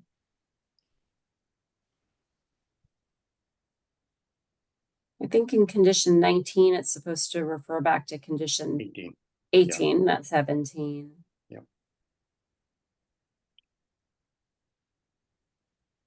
And then my next question had to do actually with the added language at the end of paragraph 20 that we're just hovering around. as part of DPW's site plan review process. Is that site plan review process independent of 40B, or is that one of the town board or department functions that gets subsumed by 40B? Well, that's a good question, and it's been a point of contention for many years. Dan can speak to it, but from the developer applicant side, we always have thought that this should be subsumed, and the town has resisted. So we do go through, as applicants, another DPW site plan review process, although I will say that it's not as intensive because we've already done it through this process, but we still go through it. Dan's, can I just get some clarity as to why, like what the intention is of doing this? Dan Murphy, for me, I just want to be sure that part of it, the reason I mentioned the demolition permit is the site plan review is where we go through and look at the erosion controls, and we make sure that before any work gets started, the site's buttoned up so we don't have problems. And that's the main reason, and the main reason I'd like to see it. And I can't speak for the history of why it's always been done, but definitely it makes sense from my perspective to make sure we have it done. I'm not going to make an issue out of it. I don't have any objection. We'll go through it Okay. anyway. Okay, thank you, Jennifer. My next comment is on 22. I have 21 first, Johanna. Oh, go right ahead. So 21 ends in the applicant shall : and that makes me think that some of the following things should be bullets that are under 21. But I don't know which ones they are. 22 and 23, I believe, should be A and B. Under. Well, it's more than that, right? Well, I think after It's that, it's sort of are all of them added because paragraphs, full It's paragraph. supposed to, it's all I think predicated on there being reportable conditions being identified. I think it's supposed to be A through whatever it would be all the way to 26. Well, some of the sentences. That wouldn't make sense. Okay.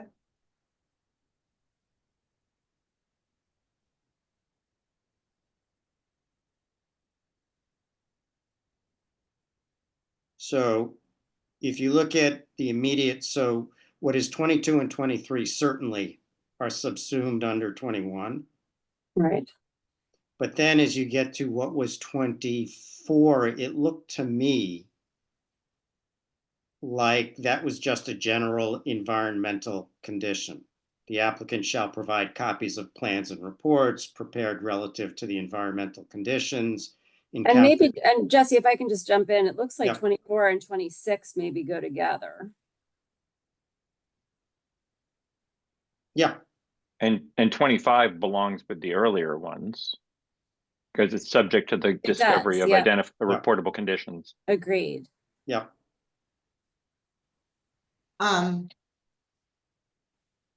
Okay. So you want, can you just state again? Yeah. So let's start with 21. We've got that : 22 is going to be a bullet under 21. 23 is going to be a bullet under 21. 25 is going to be a bullet under 21. And 26 and 24 are going to be consolidated. Okay, so I'm going to make a note of this. Okay. There's no way I can do this right now on screen. So, No, understood. and sorry to put you on the spot. 24 and 26 consolidate. Yes. Bullets are going to be 22, 22, 23, 23, 20, bullets, 25. 5. and 25. 22, 23, 25 are bullets. Or bullets to 21, yeah. To 21. Got it? And then I do have a few line edits in 22. It's the Massachusetts contingency plan, not the Massachusetts Department of Environmental Protection Agency's contingency plan.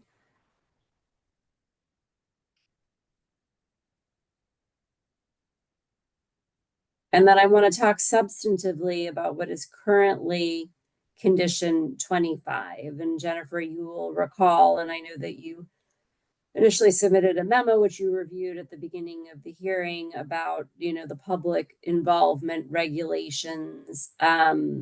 I am hoping to expand this condition somewhat and not have it be limited to the PIP process under 40.1400.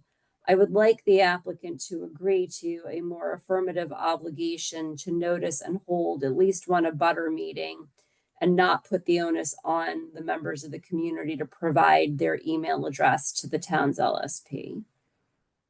I'm gonna just make a note of that to talk to Polly about the language, and that'll obviously give me an opportunity to talk to my client, but I want to understand, you're saying add language, you're proposing at least the applicant shall have at least one public meeting and notice the abutters. It's on us to have that meeting. Yep.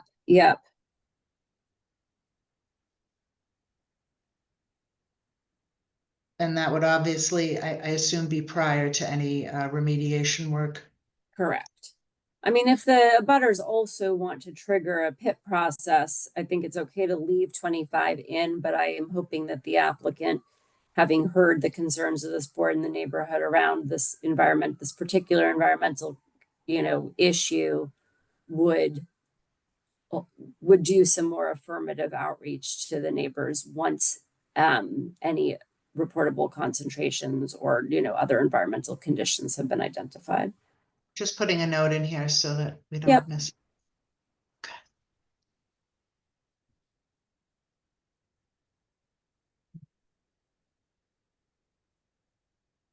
Oh, Dan Murphy wanted to add, he says Board of Health, but I think he's still a newbie and probably means the Director of Health. Public health. Director of Public Health, yeah. I plead guilty.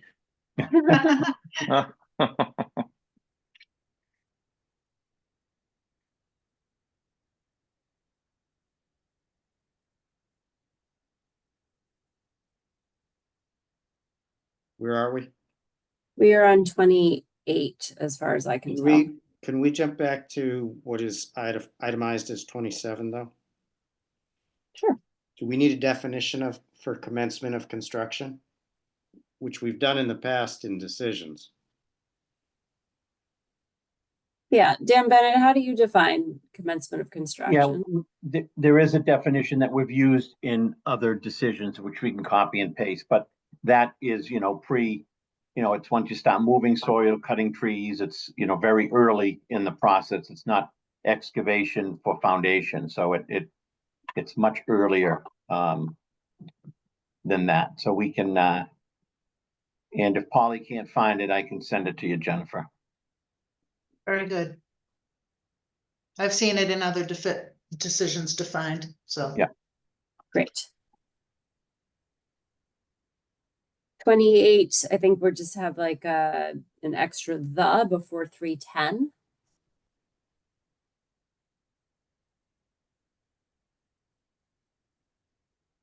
Can we also just generally provide that notification that the town will receive copies of documentation and correspondence related to site remediation, as well as any notifications to third parties relating to the existence, threat, or release of hazardous substances on all or any portion of the site? Add that language to 28. Yeah. Basically, Jesse, are you able to toss, I don't know if you have that language someplace that you can like toss in the chat or email to Polly? I can email it to Polly. Okay.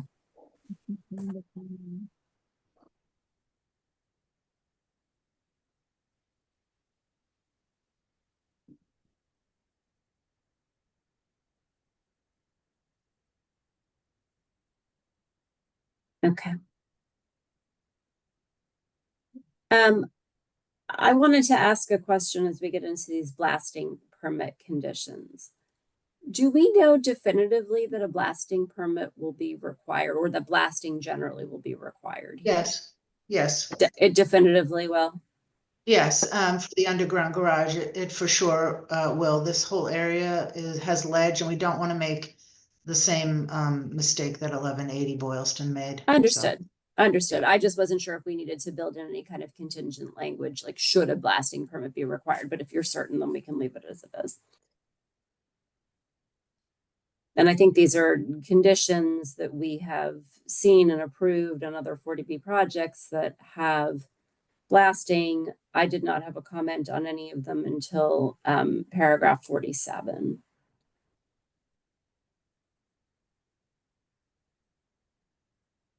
And in paragraph 47, we say something about the evidence that the Mass Dot permits blasting, but I don't know why Mass Dot has jurisdiction here.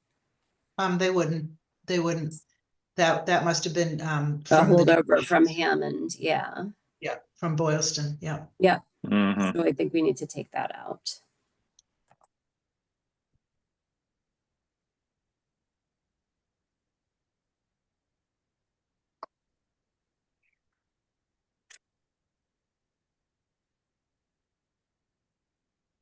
In 36, is there a minimum number of days in which notice will go to owners of properties? Not less than X days in advance?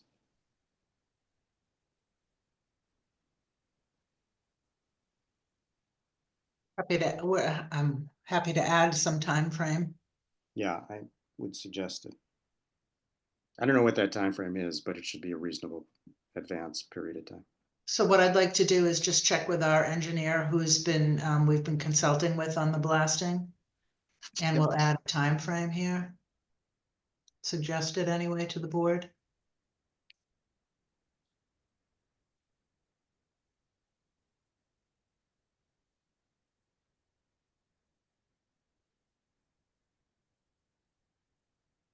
I don't know if Dan or Dan have any suggestions. If you either Dan thinks of a time frame too, just let Polly know. And then when I connect with the people on our side, we can see whether it jives the time frame. Yeah, I would think Polly might want to check with Deputy Chief Cantor. Blasting is under the fire department. There might be a time frame in either Brookline regulations or the NFPA regulations.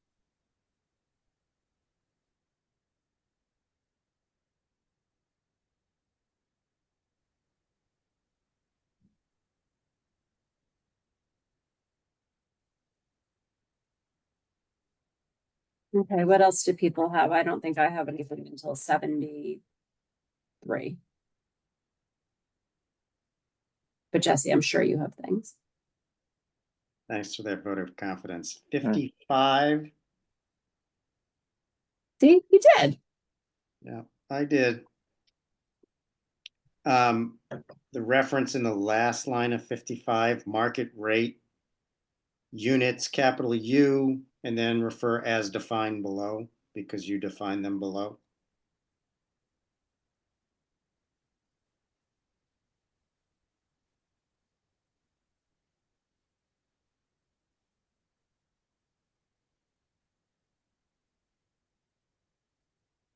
And then in 56, I didn't understand the reference to 9 units of affordable housing.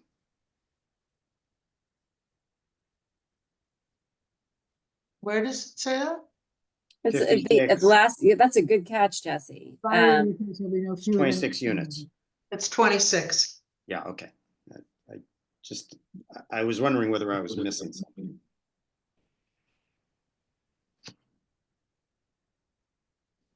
And just a curious question. We later on define market rate units. Independently, we refer to them as market units for which payment is at market rate. Shouldn't market rate units just be all units other than the affordable units? It could be semantics. I'm not sure. I was wondering whether that's true. That's why I was raising it. I was just wondering whether the definition should be about the money you get for the unit, or whether it should just be anything that's not defined as an affordable unit, which might be something different.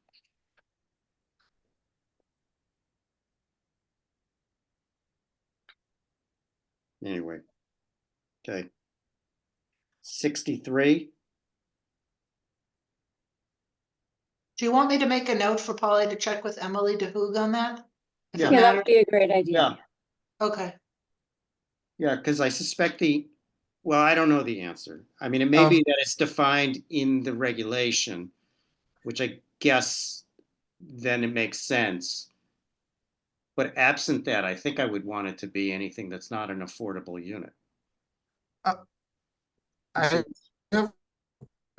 questions. Number 55. Hey, which number is this? 50? 55. I have a questions. The second line says specific unit in the project designated as affordable unit may change from time to time.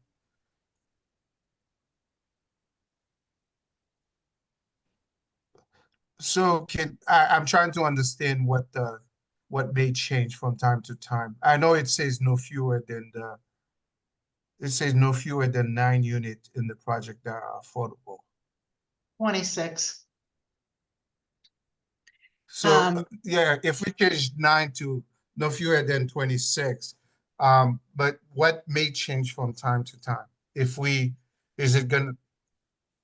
it they're moving, they're gonna change the unit from a affordable unit change to a regular unit, or a regular unit change to affordable unit? What's mean may change from time to time if the number of the unit is not gonna reduce, So the or way I've maybe seen this, yeah, the way I've seen this happen in practice, Wadner, is that if someone is in an affordable unit and they stay there and their income increases so that they are no longer eligible for an affordable unit, they may stay in that unit and it becomes a market rate unit, and the owner restricts a different unit that was previously a market rate unit to be an affordable unit. can we add exactly what you, because that's basically what I was trying to understand. Is that a general, what you just explained, Joanna, is that would be an understandable to a regular person? That because I know that there is language say that they're gonna check each unit, the affordable unit, to make sure that the standard, they are the same, up to the same standard as the regular unit. So if that's the case, maybe we want to add that language, because I don't know, the applicant may not want to convert it. They may have to move the individual to regular market rate. But So I think Wadner, well, sorry, Randall, go ahead. My reply to Wadner is going to be that the scenario Johanna just described is only one scenario that would comply with the language that's already there. I mean, there might be other ways in which the designation of the unit as affordable or market but that the owner might change for other reasons. No, Randolph, you're right. I mean, for example, I have a project where the owner is renovating floor by floor. Yeah. And in order to maintain the right number of, affordable units at all times, they're switching them up with market rate units. No, the only reason I'm raising this is, how would we know that if, what the point that you raised, how would we know if somebody, because based on the income is changed, it triggered them, they no longer eligible for affordable unit? So I believe that there is, and Jennifer or Polly, you may be closer to this than I am, but there are 2 regulatory agreements that the owner enters into, one with the state as part of the 40B financing, and the 40B project at the state level, and then sort of a backup one with the town in the event that, you know, the state financing and state restrictions go away. And I think that these scenarios are addressed in those regulatory agreements. That's my understanding, and Polly is going to get the standard regulatory agreements that we use. They're usually an exhibit to the comprehensive permit and should be addressed in there. But what I can do is make a note and make sure that Polly and I discuss that with Emily and make sure it's addressed so that Wadner's question is answered in that agreement. And Jennifer, it may be as simple as just adding a reference to the regulatory agreement there, you know, consistent with the provisions of the regulatory agreements. No, that's fine. I just wanted, it is possible. It's a that good question, Bodner. Yeah. We amend it and then, you know, maybe the applicant or the owner forget about to make the switch to add a different unit, or even to move if offered to move the tenant to a different marketable rate unit. So that they don't count if the tenant remain in the same unit, that unit doesn't count toward affordable. They provided another unit somewhere else. Thank you.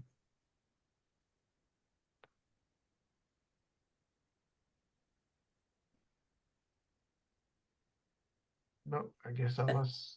Anything else? No, we can move on.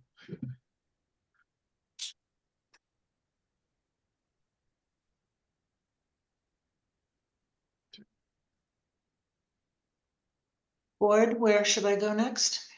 I don't have Okay. anything until 73, but Randolph, Jesse, Roger. 66. Yep, 66. Yeah, in 66, and this occurs also in 52. I think the title of that town official is Director of Housing and Community Planning.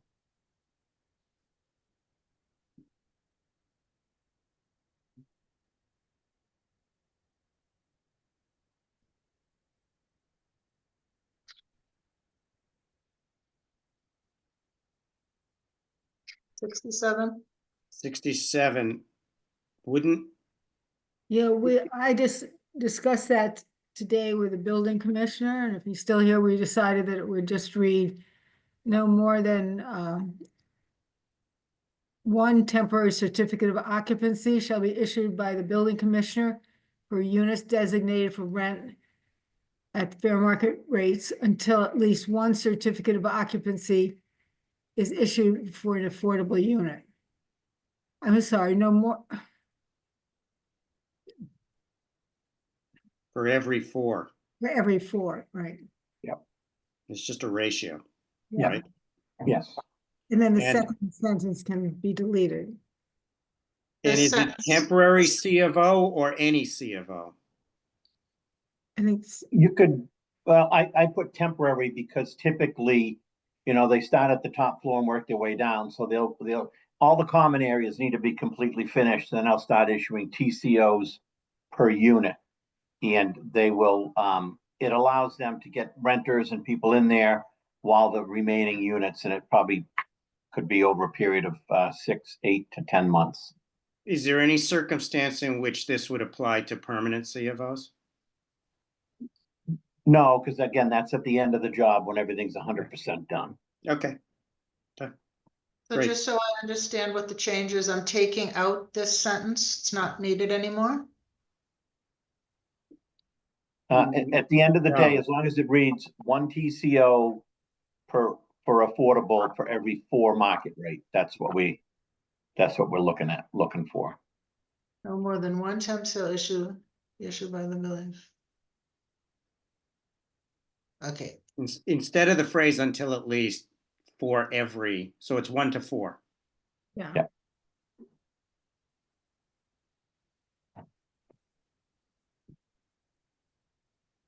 for every 4.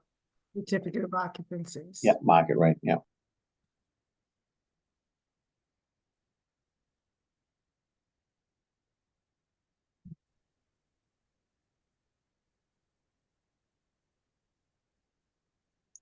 Is that right?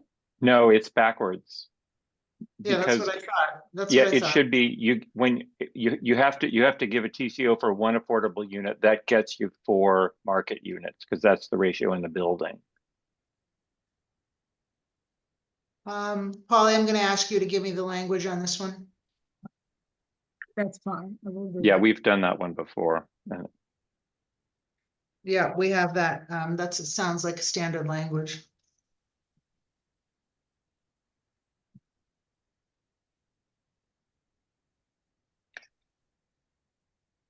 Okay.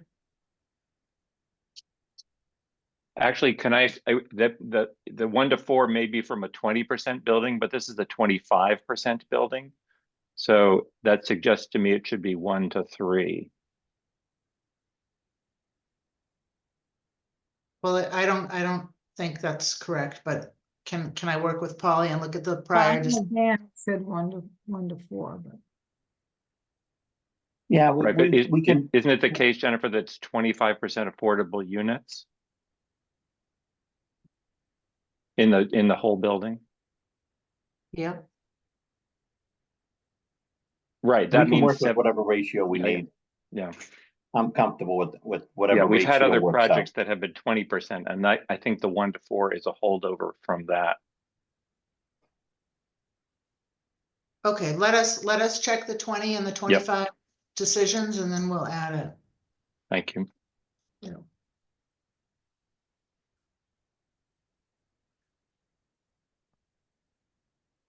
Okay, and 73, toward the end of that condition, so it's on the next page, we've got at least one of the project's buildings. It's the 3rd to last line. Defined as the construction of at least one of the project's buildings. We're only one building.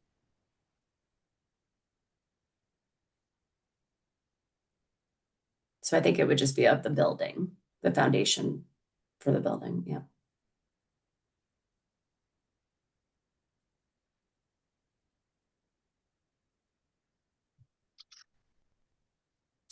So it looks like we already have that definition here, huh? Yeah, okay. We had Oh. talked about the definition of commencement of construction. Dan, this is what you were talking about, right? Right. This is within one paragraph. Right, only. and this is for purposes of this paragraph only, so we may just need to Oh, complete okay. that decision, that definition Yeah, elsewhere.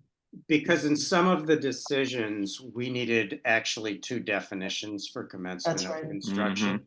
Mhm. Yeah, In most sections that refer to commencement of construction, it's the earliest point. But for, again, we needed 2 definitions, so you just need to be conscious of that. okay, yep, got it.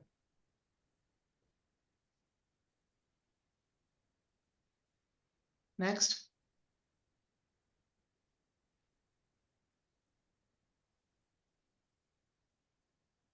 I don't have done. anything else. I don't have anything Okay. else.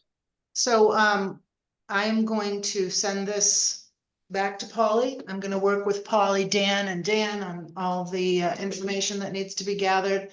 I do want to obviously reserve my client's rights to look at this and come back to the board with any issues, problems, further suggested revisions.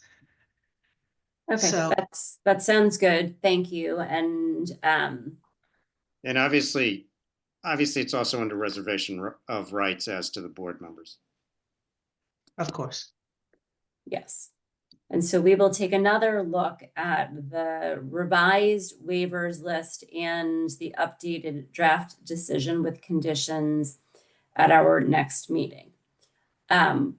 So I think the last thing today is to have public comment. And we are going to allow public comment, but I do want to provide some guidelines about public comment that would be helpful and acceptable to the board at this juncture of the hearing. We and the neighborhood have been at this a very long time now. Our first public hearing was in November of 2023, and we have met fairly regularly over the last many months. We are very aware of public sentiment and the abutters' feelings about this project and aspects of this project. So while we will entertain public comment during this hearing tonight, I am asking anyone who wishes to speak to confine their comments to anything that was newly introduced into the record this evening. And by that, I would suggest there was a memo from the applicant responding to some board questions, and I am not sure that there was anything new for folks to comment on. So please do not repeat your prior comments or comment on matters that other hearings have treated. Candidly, what would be the most helpful to this board would be comments that are specifically directed to the conditions that we have been discussing this evening and the waivers. I'm not going to strictly limit it to those matters, but I am going to limit comment to anything new discussed this evening. And again, the decision comments in draft and the draft waivers. And so with that, Polly, could you please take a look and see who wishes to comment this evening? I will. Thank you. If you can put your, if you wish to speak, please put your name in the chat.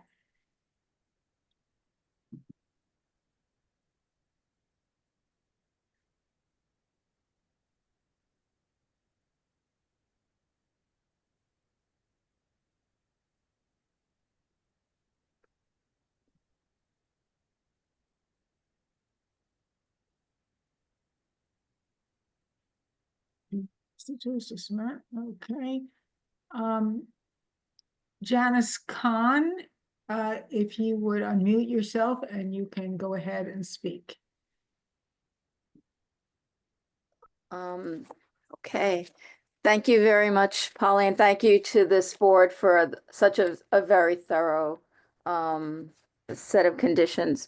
So my remarks will have to do with what we've heard tonight. So one is, there was a question about keeping, going down from the top, keeping G, removing G from the earlier part. And I have some concerns about that. I don't know who from the town is going to double check that it's not more than 10 feet above the roof. And I would feel frankly more comfortable if the town did actually review that. It's so close to that 10-foot height. And so that's one comment. Also earlier on, it talked about the original plan being 96 units, that it went up to, and it did say 105. So that does need to be corrected. Wadner was correct on that. It talked about the spaces, parking spaces going from 67 to 83 and units going from 96 to 105. So that should be corrected. Page 10, number 6, about the signal improvements at Heath and Hammond. So Hammond Street is due for a road diet. And so I think there should be some coordination between any signal work and the work on Hammond Street itself, so that it would be a cost saving for the town. We don't want to really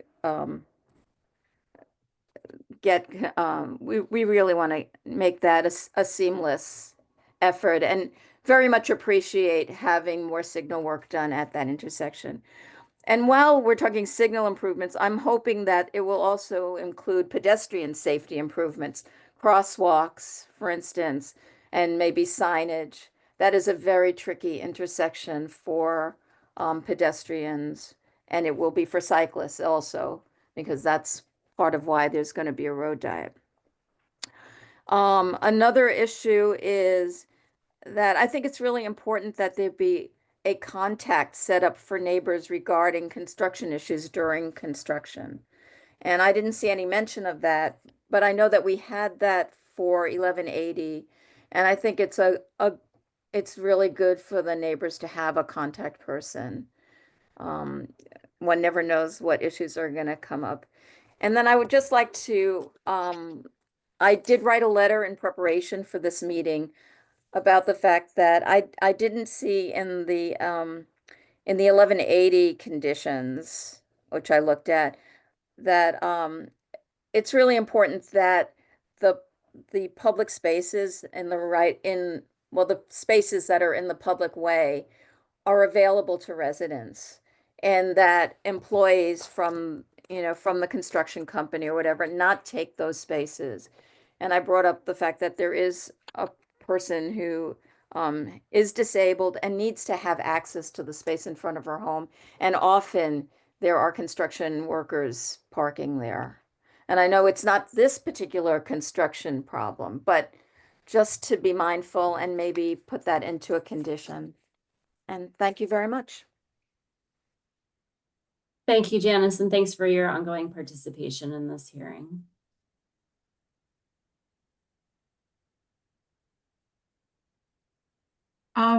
Dan Hill has his hand up. So Dan, why don't you go ahead and unmute yourself and speak?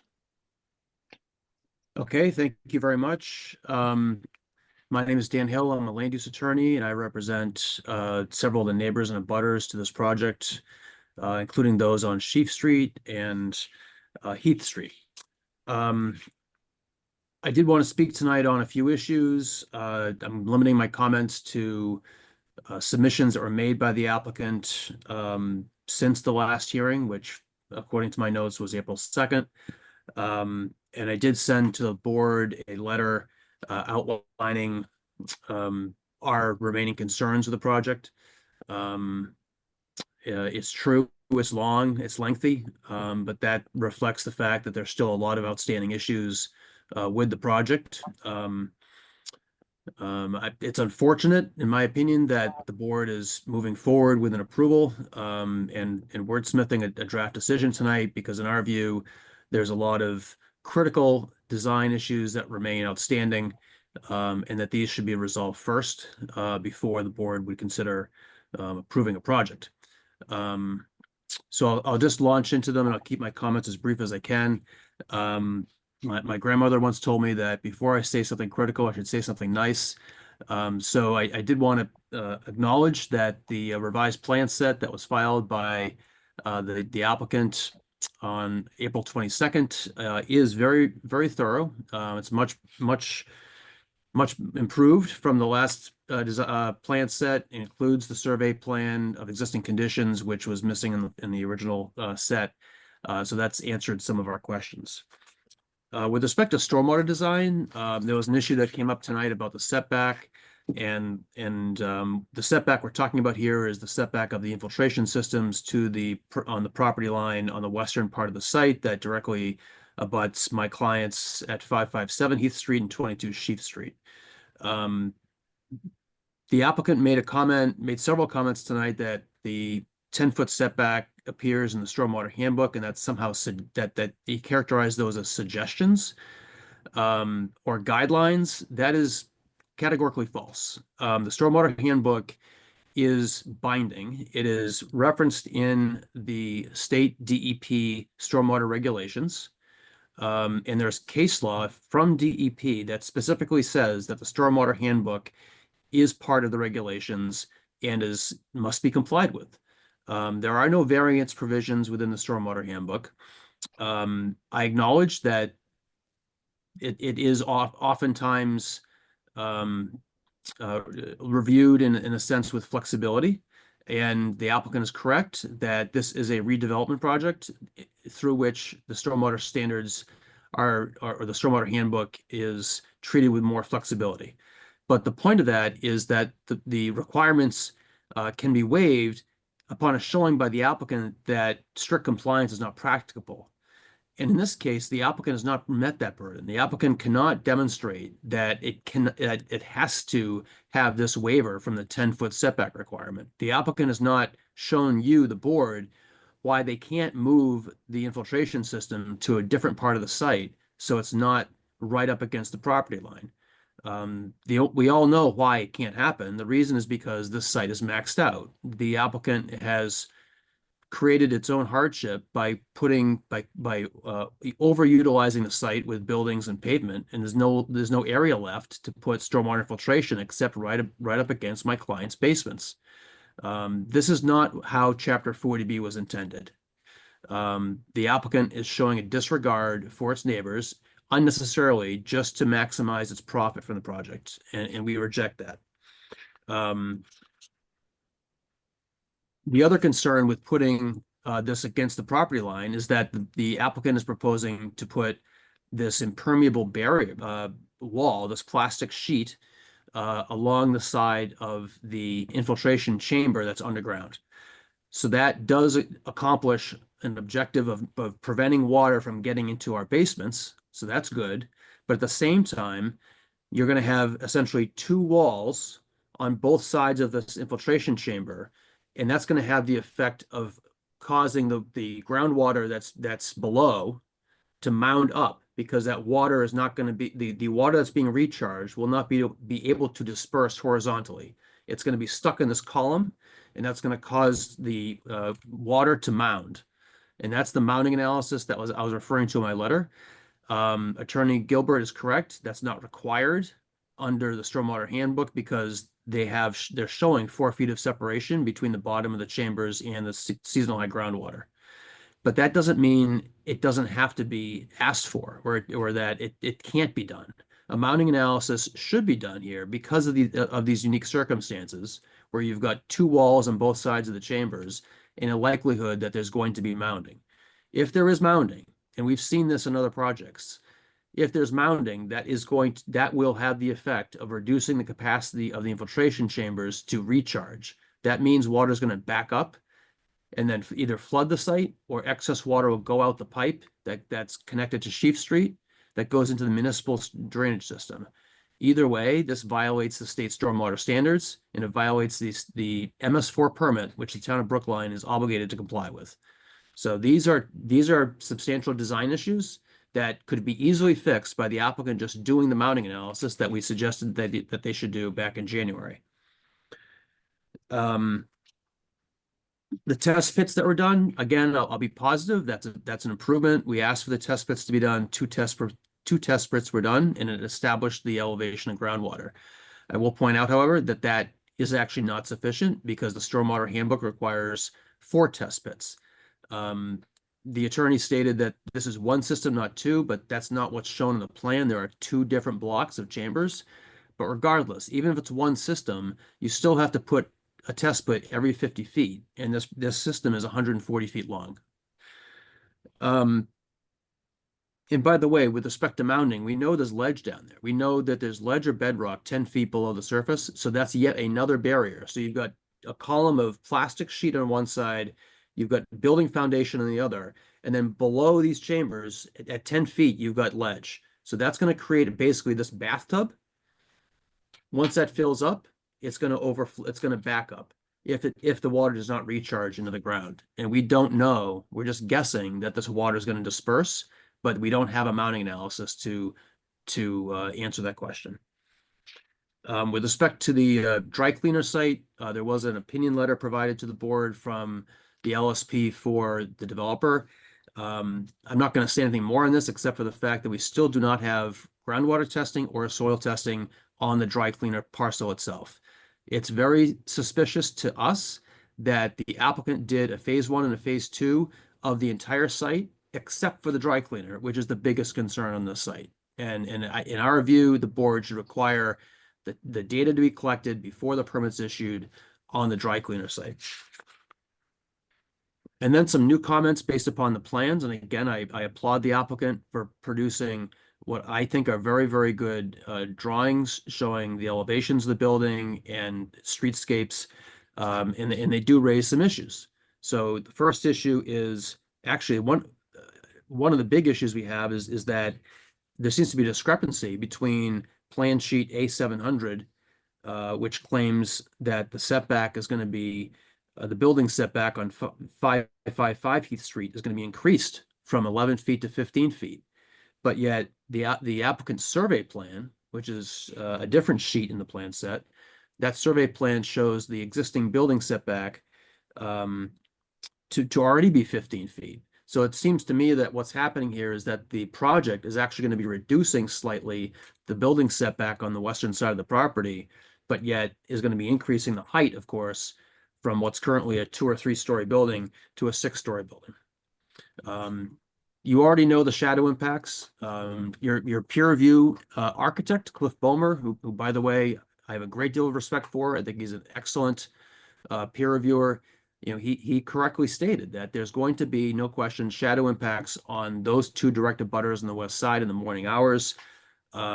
There's nothing, I think, that can be changed unless this building is pushed back from the western side property boundary and shortened, at least in that area. But the applicant has apparently expressed no willingness to make those types of changes and is maintaining the massing as proposed. Another concern of ours is traffic congestion. This project does not provide any off-street loading areas for visitor parking. We know from experience that this project is going to generate a lot of temporary vehicle trips for deliveries like food deliveries, Ubers, rideshare cars, food deliveries, Amazon, you name it. And they're the only place for these folks to be able to park or pull off is, I think, 2 or 3 spaces that the developer has proposed to actually appropriate from the town of Brookline. It's within Heath Street, and that's totally inappropriate. If the applicant should be providing its own loading area on its property, not on the town street. And by the way, the loading area on the town street, we can't control. The developer can't say this is going to be ours. It's town property. The developer cannot basically say this is only for loading for this project. That would be an illegal misappropriation. I don't know what Cliff said about this issue, but this is a real problem because what's going to happen is that we all know what's going to happen. People are going to double park, and that's going to just increase the congestion at this already congested intersection of Hammond Street and Heath Street. With respect to the waivers, in our view, this project is grossly out of scale with the neighborhood. Most of the buildings in the neighborhood are 2- and 3-story, single, 2-family, 3-family buildings. Yes, there is a large apartment building across Heath Street, but as Cliff mentioned, that building has generous setbacks, front yard setbacks, side yard setbacks. This project will have essentially 0 setback to the streets, and only 15 feet on the western property boundary. This project is 4 times greater than the allowable FAR in the zoning district, 4 times. The project is proposed to be 67 feet, exceeding the maximum height of 40 feet. The building is going to have a front yard setback of 5 feet on Hammond and Heath Street. 15 feet is required. And the project is providing just 1/10 of the required open space in this zoning district, 1/10. And what's really striking to me is that this project is proposed to be less environmentally friendly and sustainable than it should be. They're only providing 70 bicycle spaces where 94 is required, and only 15 of the 116 parking spaces will be EV ready, only 15 of them. And we all know, those of us who live in urban areas like myself and everybody in this room, EVs are what's going to happen in the future. We should all be driving electric cars. And for this developer to only provide 15 is unconscionable. The town of Brookline appropriately requires 100% of spaces to be EV ready in all new projects. There's no reason why that shouldn't be applied here. And just a reminder, developers have a burden to prove that they need waivers to make a project economically viable. On what planet is it not economically viable to create EV ready parking spaces? We do not believe that is a viable defense. And then finally, just a couple comments that Cliff made that I just want to echo as our comments as well. The windows on the west elevation, they should be eliminated, or there should be design changes, because those windows are 15 feet from 2 direct abutters at 557 Heath and 22 Sheafe. I don't think the applicant has addressed that. That came in one of Cliff's memos back in October. Cliff also suggested that the building be set back further away from the streets to provide wider sidewalks and provide street trees. I don't know if Cliff has seen the current plans or not, but there are no street trees. They're proposing to put 3 new trees actually within the right-of-way of Heath Street, what's currently paved, and that's it. And from what I can tell, they have not proposed any widening of sidewalks. So again, if we're looking at comparables, they should be doing what the building across Heath Street has, which is a much bigger front yard setback that accommodates street trees and wide sidewalks. From what we can tell, there's been no details provided on the mechanical system in the garage. We don't know where it's going to be ventilated. We don't know if there's louvers. And again, our client at 22 Sheafe Street is right next door to that garage entrance, is going to feel the brunt of that impact. And then finally, with respect to construction management, I haven't seen any construction management plan for this project. I think we all know how important that is in tight, congested areas. We see what's going on now with the other 40B project right down the street.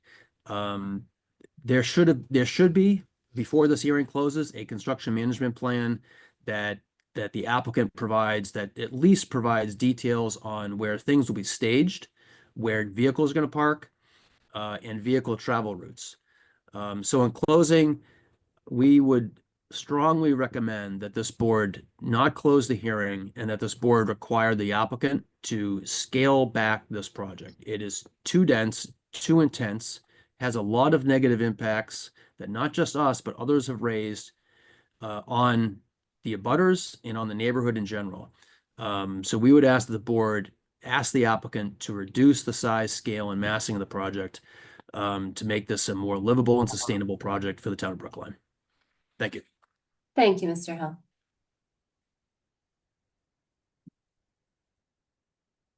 Gerald Watts would like to speak. Mute himself and go ahead. Hello, everyone, and thank you to the board for devoting your evening to this meeting and everyone else. A lot of the points that I was going to cover have already been covered by Mr. Hill, but just to overemphasize the point made about the stormwater bylaw setback requirement waiver. I mean, when these waivers by the town of Brookline have been provided in the past, the question is, were these waivers provided to developments immediately next to properties that already have basement dampness issues, or were they next to a field somewhere? Because let's put it this way, if you live next to this building, this proposed building, and your basement was already subject to flooding, would you be frightened of your basement getting flooded with all the issues that have been brought up tonight? I don't think so. And these waivers that have been provided in the past, were there only follow up on the neighbours' basement flooding issues if they ever came up, and what recourse did those people have to mitigate the effects of the flooding? I know chances are that this property will be approved in some form. I just hope that you guys will be able to mitigate the detrimental effects of the immediate neighborhood that this development will cause in its present form. Thank you. Thank you. Hey, Nina Crowley wishes to speak. Nina, you can go ahead and unmute yourself and speak.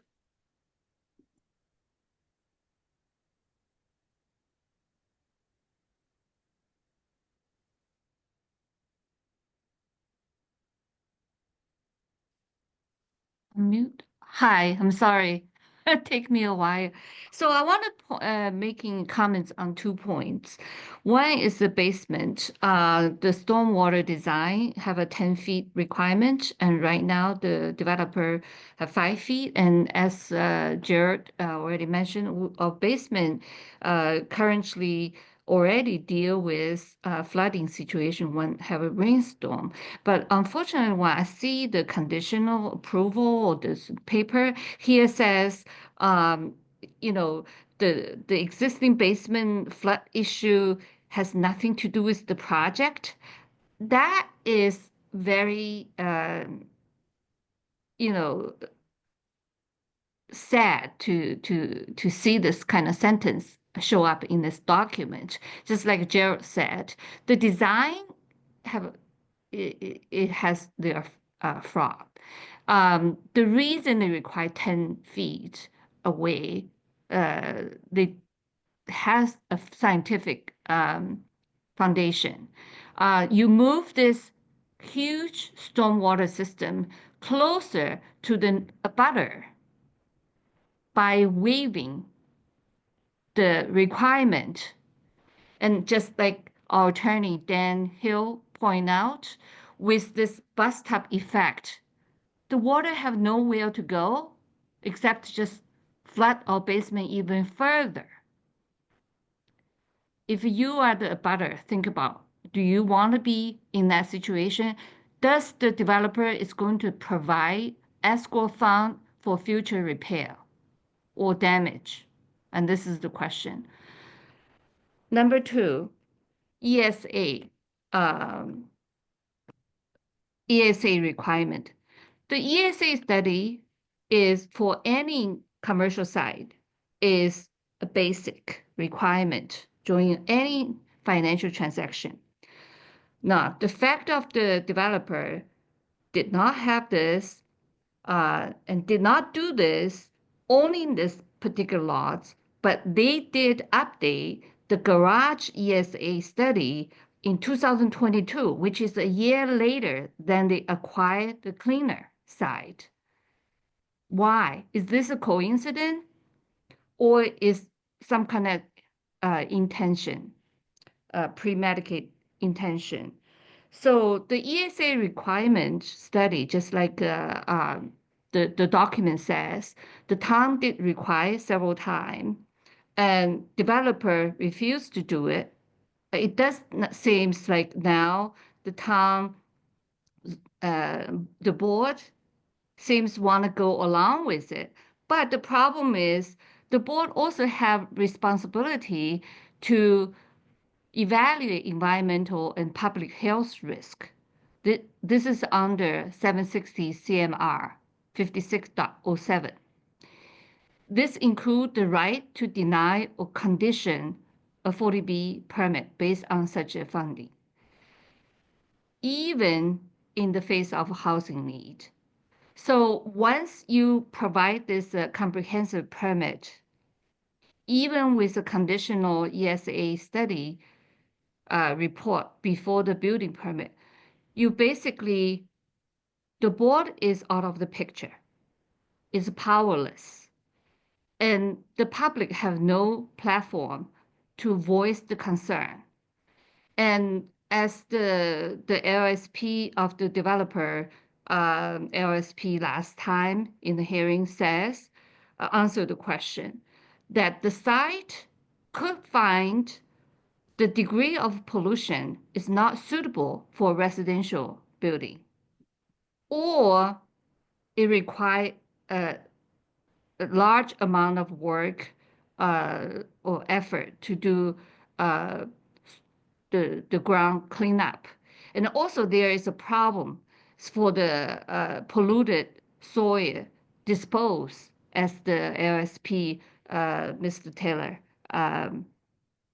stated. With the with the ESA study done right now, this will provide a plenty of time to prepare for the worst. If you waive this ESA at this stage, what is the benefit?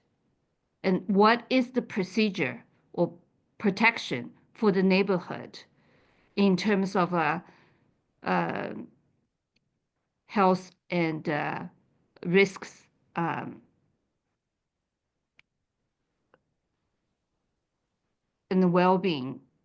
So we rely on the board to protect the public health interest. I think the part of the reason it doesn't even need to put all the thing together. The developer tried to avoid of the ESA. The purpose of it is try to avoid the DEP oversight at this stage, because once the testing data show a certain degree of pollution over the state stated reportable limit, then the DEP can be involved. At this point, their tactic is not doing any data. Therefore, the DEP has no reason can get involved at this stage of the project. So this is all a scam. I hope all the members of the board think over this. This is a coincidence? For each step of the way, the developer reluctant to do the basic environmental site assessment study to find out. Don't you think they want to know if they want to protect the public health interest? Want to plan ahead how to dispose all this polluted soil? How does, and also the state have a strict regulations, the time of the polluted land stockpile timeline. So by the way, this toxin from the dry cleaner is very highly volatile. So if you dig out the stuff, it's not something you can contain within very easily. It's not indoor contamination or air pollution. It's outside to the air, to the neighborhood, once you start knocked off and start digging. So without a study result to guide everybody and then be transparent to the neighborhood, how can we get this done correctly? That's all what I try to say. Thank you. I do not see anybody else in the chat, so we will wrap up. I think that based on the comments that we've received, I have a couple of thoughts and requests. In particular, the comments from Attorney Hill and Town Meeting Member Khan reminded me that I think that in some of our other 40B decisions, we have included significantly more detailed conditions regarding construction management plans. And I know a construction management plan comes later on and it's subject to review and all of that. But Polly, I would ask if you could please take a look back at some of our other 40B decisions, I think including maybe 420 Harvard, that had a bunch of really specific construction management conditions. And I would like to see those included in the next draft of the decision, rather than just a sort of general, there will be a construction management plan. And I think that, you know, to the extent that the conditions in the prior decisions don't include this, I would like to also see a condition providing for a contact for neighbors during construction. I also think that it would be helpful if the applicant, and Jennifer, I know that you started sort of pre-butting Attorney Hill's letter, but it might be helpful to the board if we could get some written responses, even if it's just pointing to things in the record, you know, that you think have resolved the open issues that Attorney Hill has raised. I don't know if, based on the public comment, other board members have other things they would like either the applicant or town staff to do for us, but those are my asks. Jesse Geller, anything from you? I would simply repeat that in other decisions, we've had very, very specific provision made with respect to construction. And those would include some of the things that the public comment referenced, including the party for the applicant who is responsible, who could be contacted if there are issues. So we are, I mean, I've been involved in decisions where we're very specific, certainly much more so than in this instance. And I would agree with you that those provisions need to be incorporated here. Okay. Randolph, anything that you would like to see added to the draft based on public comment, or anything else that you would like the applicant to provide a response to?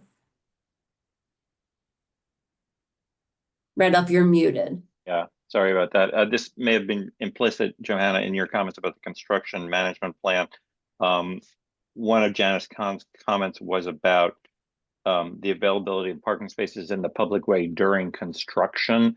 And it seems to me that which again is only for the period of construction, but there must have been, or I hope there was language about that specific thing in other construction management, detailed decisions.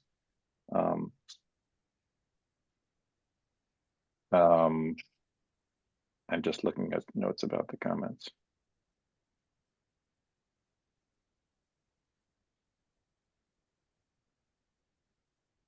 Yes, just that one to add to what's already been said. Okay, and Wadner, anything from you based on public comment? Yes, I have 2 points. The first point is regarding the licensed site professional.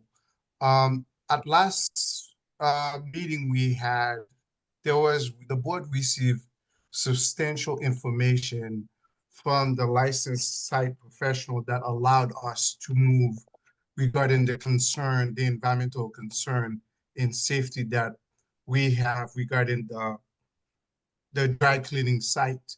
I think it will be helpful if the licensed site professional can actually add the language from the Mass DEP process that they were explained to the board that allowed us to move forward, that the state has a process that's very strict in terms of soil removal, contaminated soil removal. If those explanation can be added as part of the report in regard to the comment that we received, that's, I believe, at least to me, what I heard from the licensed site professional, that even though the board has the authority, would like to have the study done on the site, but because of the mass DEP regulation, they have a very strict process that the applicant wouldn't move forward without going through that process and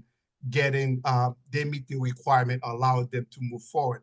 I think if that information has to be incorporated in the board, so that we did consider it. We heard the licensed site professional explain the mass DEP process regarding contaminated site. And based on the information we were able to put condition so that we move forward to the next step. My next question is regarding regarding the infiltration stormwater system. I was wondering, is there a process, whether it's engineering possible to add, if it is, I'm just raising it because the idea came to my head, whether a water pump can be added if whatever we've been described, if the water, because of the 10-foot wall, barrier, if the water is going to be overflow, if there's a water pump, if that situation occurred, and then the water pump can just automatically take the water out from whatever the way it's designed initially, but a second protection that will take the water out immediately so that the overflow water wouldn't surface up. Those are the 2 questions that I want to bring forward. Okay. Jennifer, do you feel like for the next hearing, you could have your team prepare something responsive to Wadner's questions? Well, I mean, we've had both our LSP and our engineer here for the last 3 hours. So can a water pump be added? Can we answer that now? I think the answer is probably. Yeah, so again, Jim DeVellis, the system has an outlet, right? So, I know there's a lot of concern about if there's too much water, it's going to mound up and just force its way down, hit the bedrock, go sideways, and then pop up, 4 to 6 feet to get to the basements. There is an inlet on one side of the system. There's an outlet control structure on the other, and that outlet control structure brings it to the city system where it's going today. We've decreased the amount of roof area. We've increased the amount of pervious area. We've cleaned it up. So could you put a pump there? There's really no place to put it. You'd have to put it on the abutters property, 6 feet down to have it really function. I've never done one before. You don't typically do it for stormwater on an arbitrary place like that.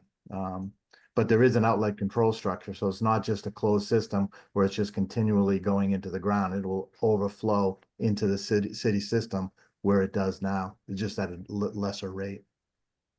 But I do understand the system, but the question, but you just typically don't put a pump on a stormwater system like that. Just trying to, see solutions to Yeah. whatever it's possible, whether that can be a backup. Mm-hmm. Yeah, typically you'll see it in if I was in a house and I had, like what they're saying, continuous water problems, you'd put a sump pump in the house. So when it comes up to just below the slab elevation, it kicks on. They're relatively cheap and it pumps away. But to put a system on something like this, you wouldn't really do that.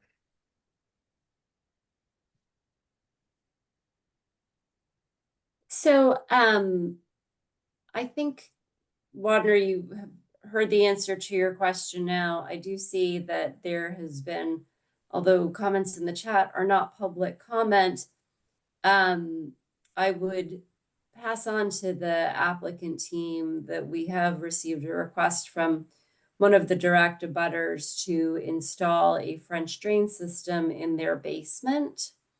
I don't know whether that is something that is feasible, that is doable, that would address the issue, but I would urge the applicant team to give some thought to whether some mitigation like that might be feasible here. Well, it's an existing condition. We've heard testimony, right, that the basements flood now. Understood. Okay. But I think, and Jennifer, I am not sitting here saying that this will be a condition of the board's decision, but I am saying that, your team is seasoned enough to know that, sometimes you do things that you don't have to do to mitigate community opposition to a project in the hope that you can move your project forward with less delay.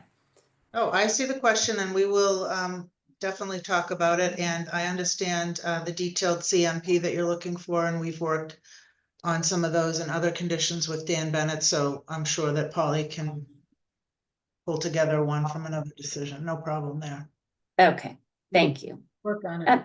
And I think with that, we are going to continue this hearing to June 11th at 7 p.m., at which time we will have further discussion and review the revised waiver list and the updated draft decision and conditions. I would urge people to check the town calendar a week prior for the final agenda.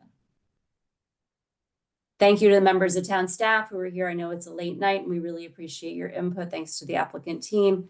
And thank you to the members of the public for being with us and providing such thoughtful commentary. Thank you so much. Good night. Good night. All right.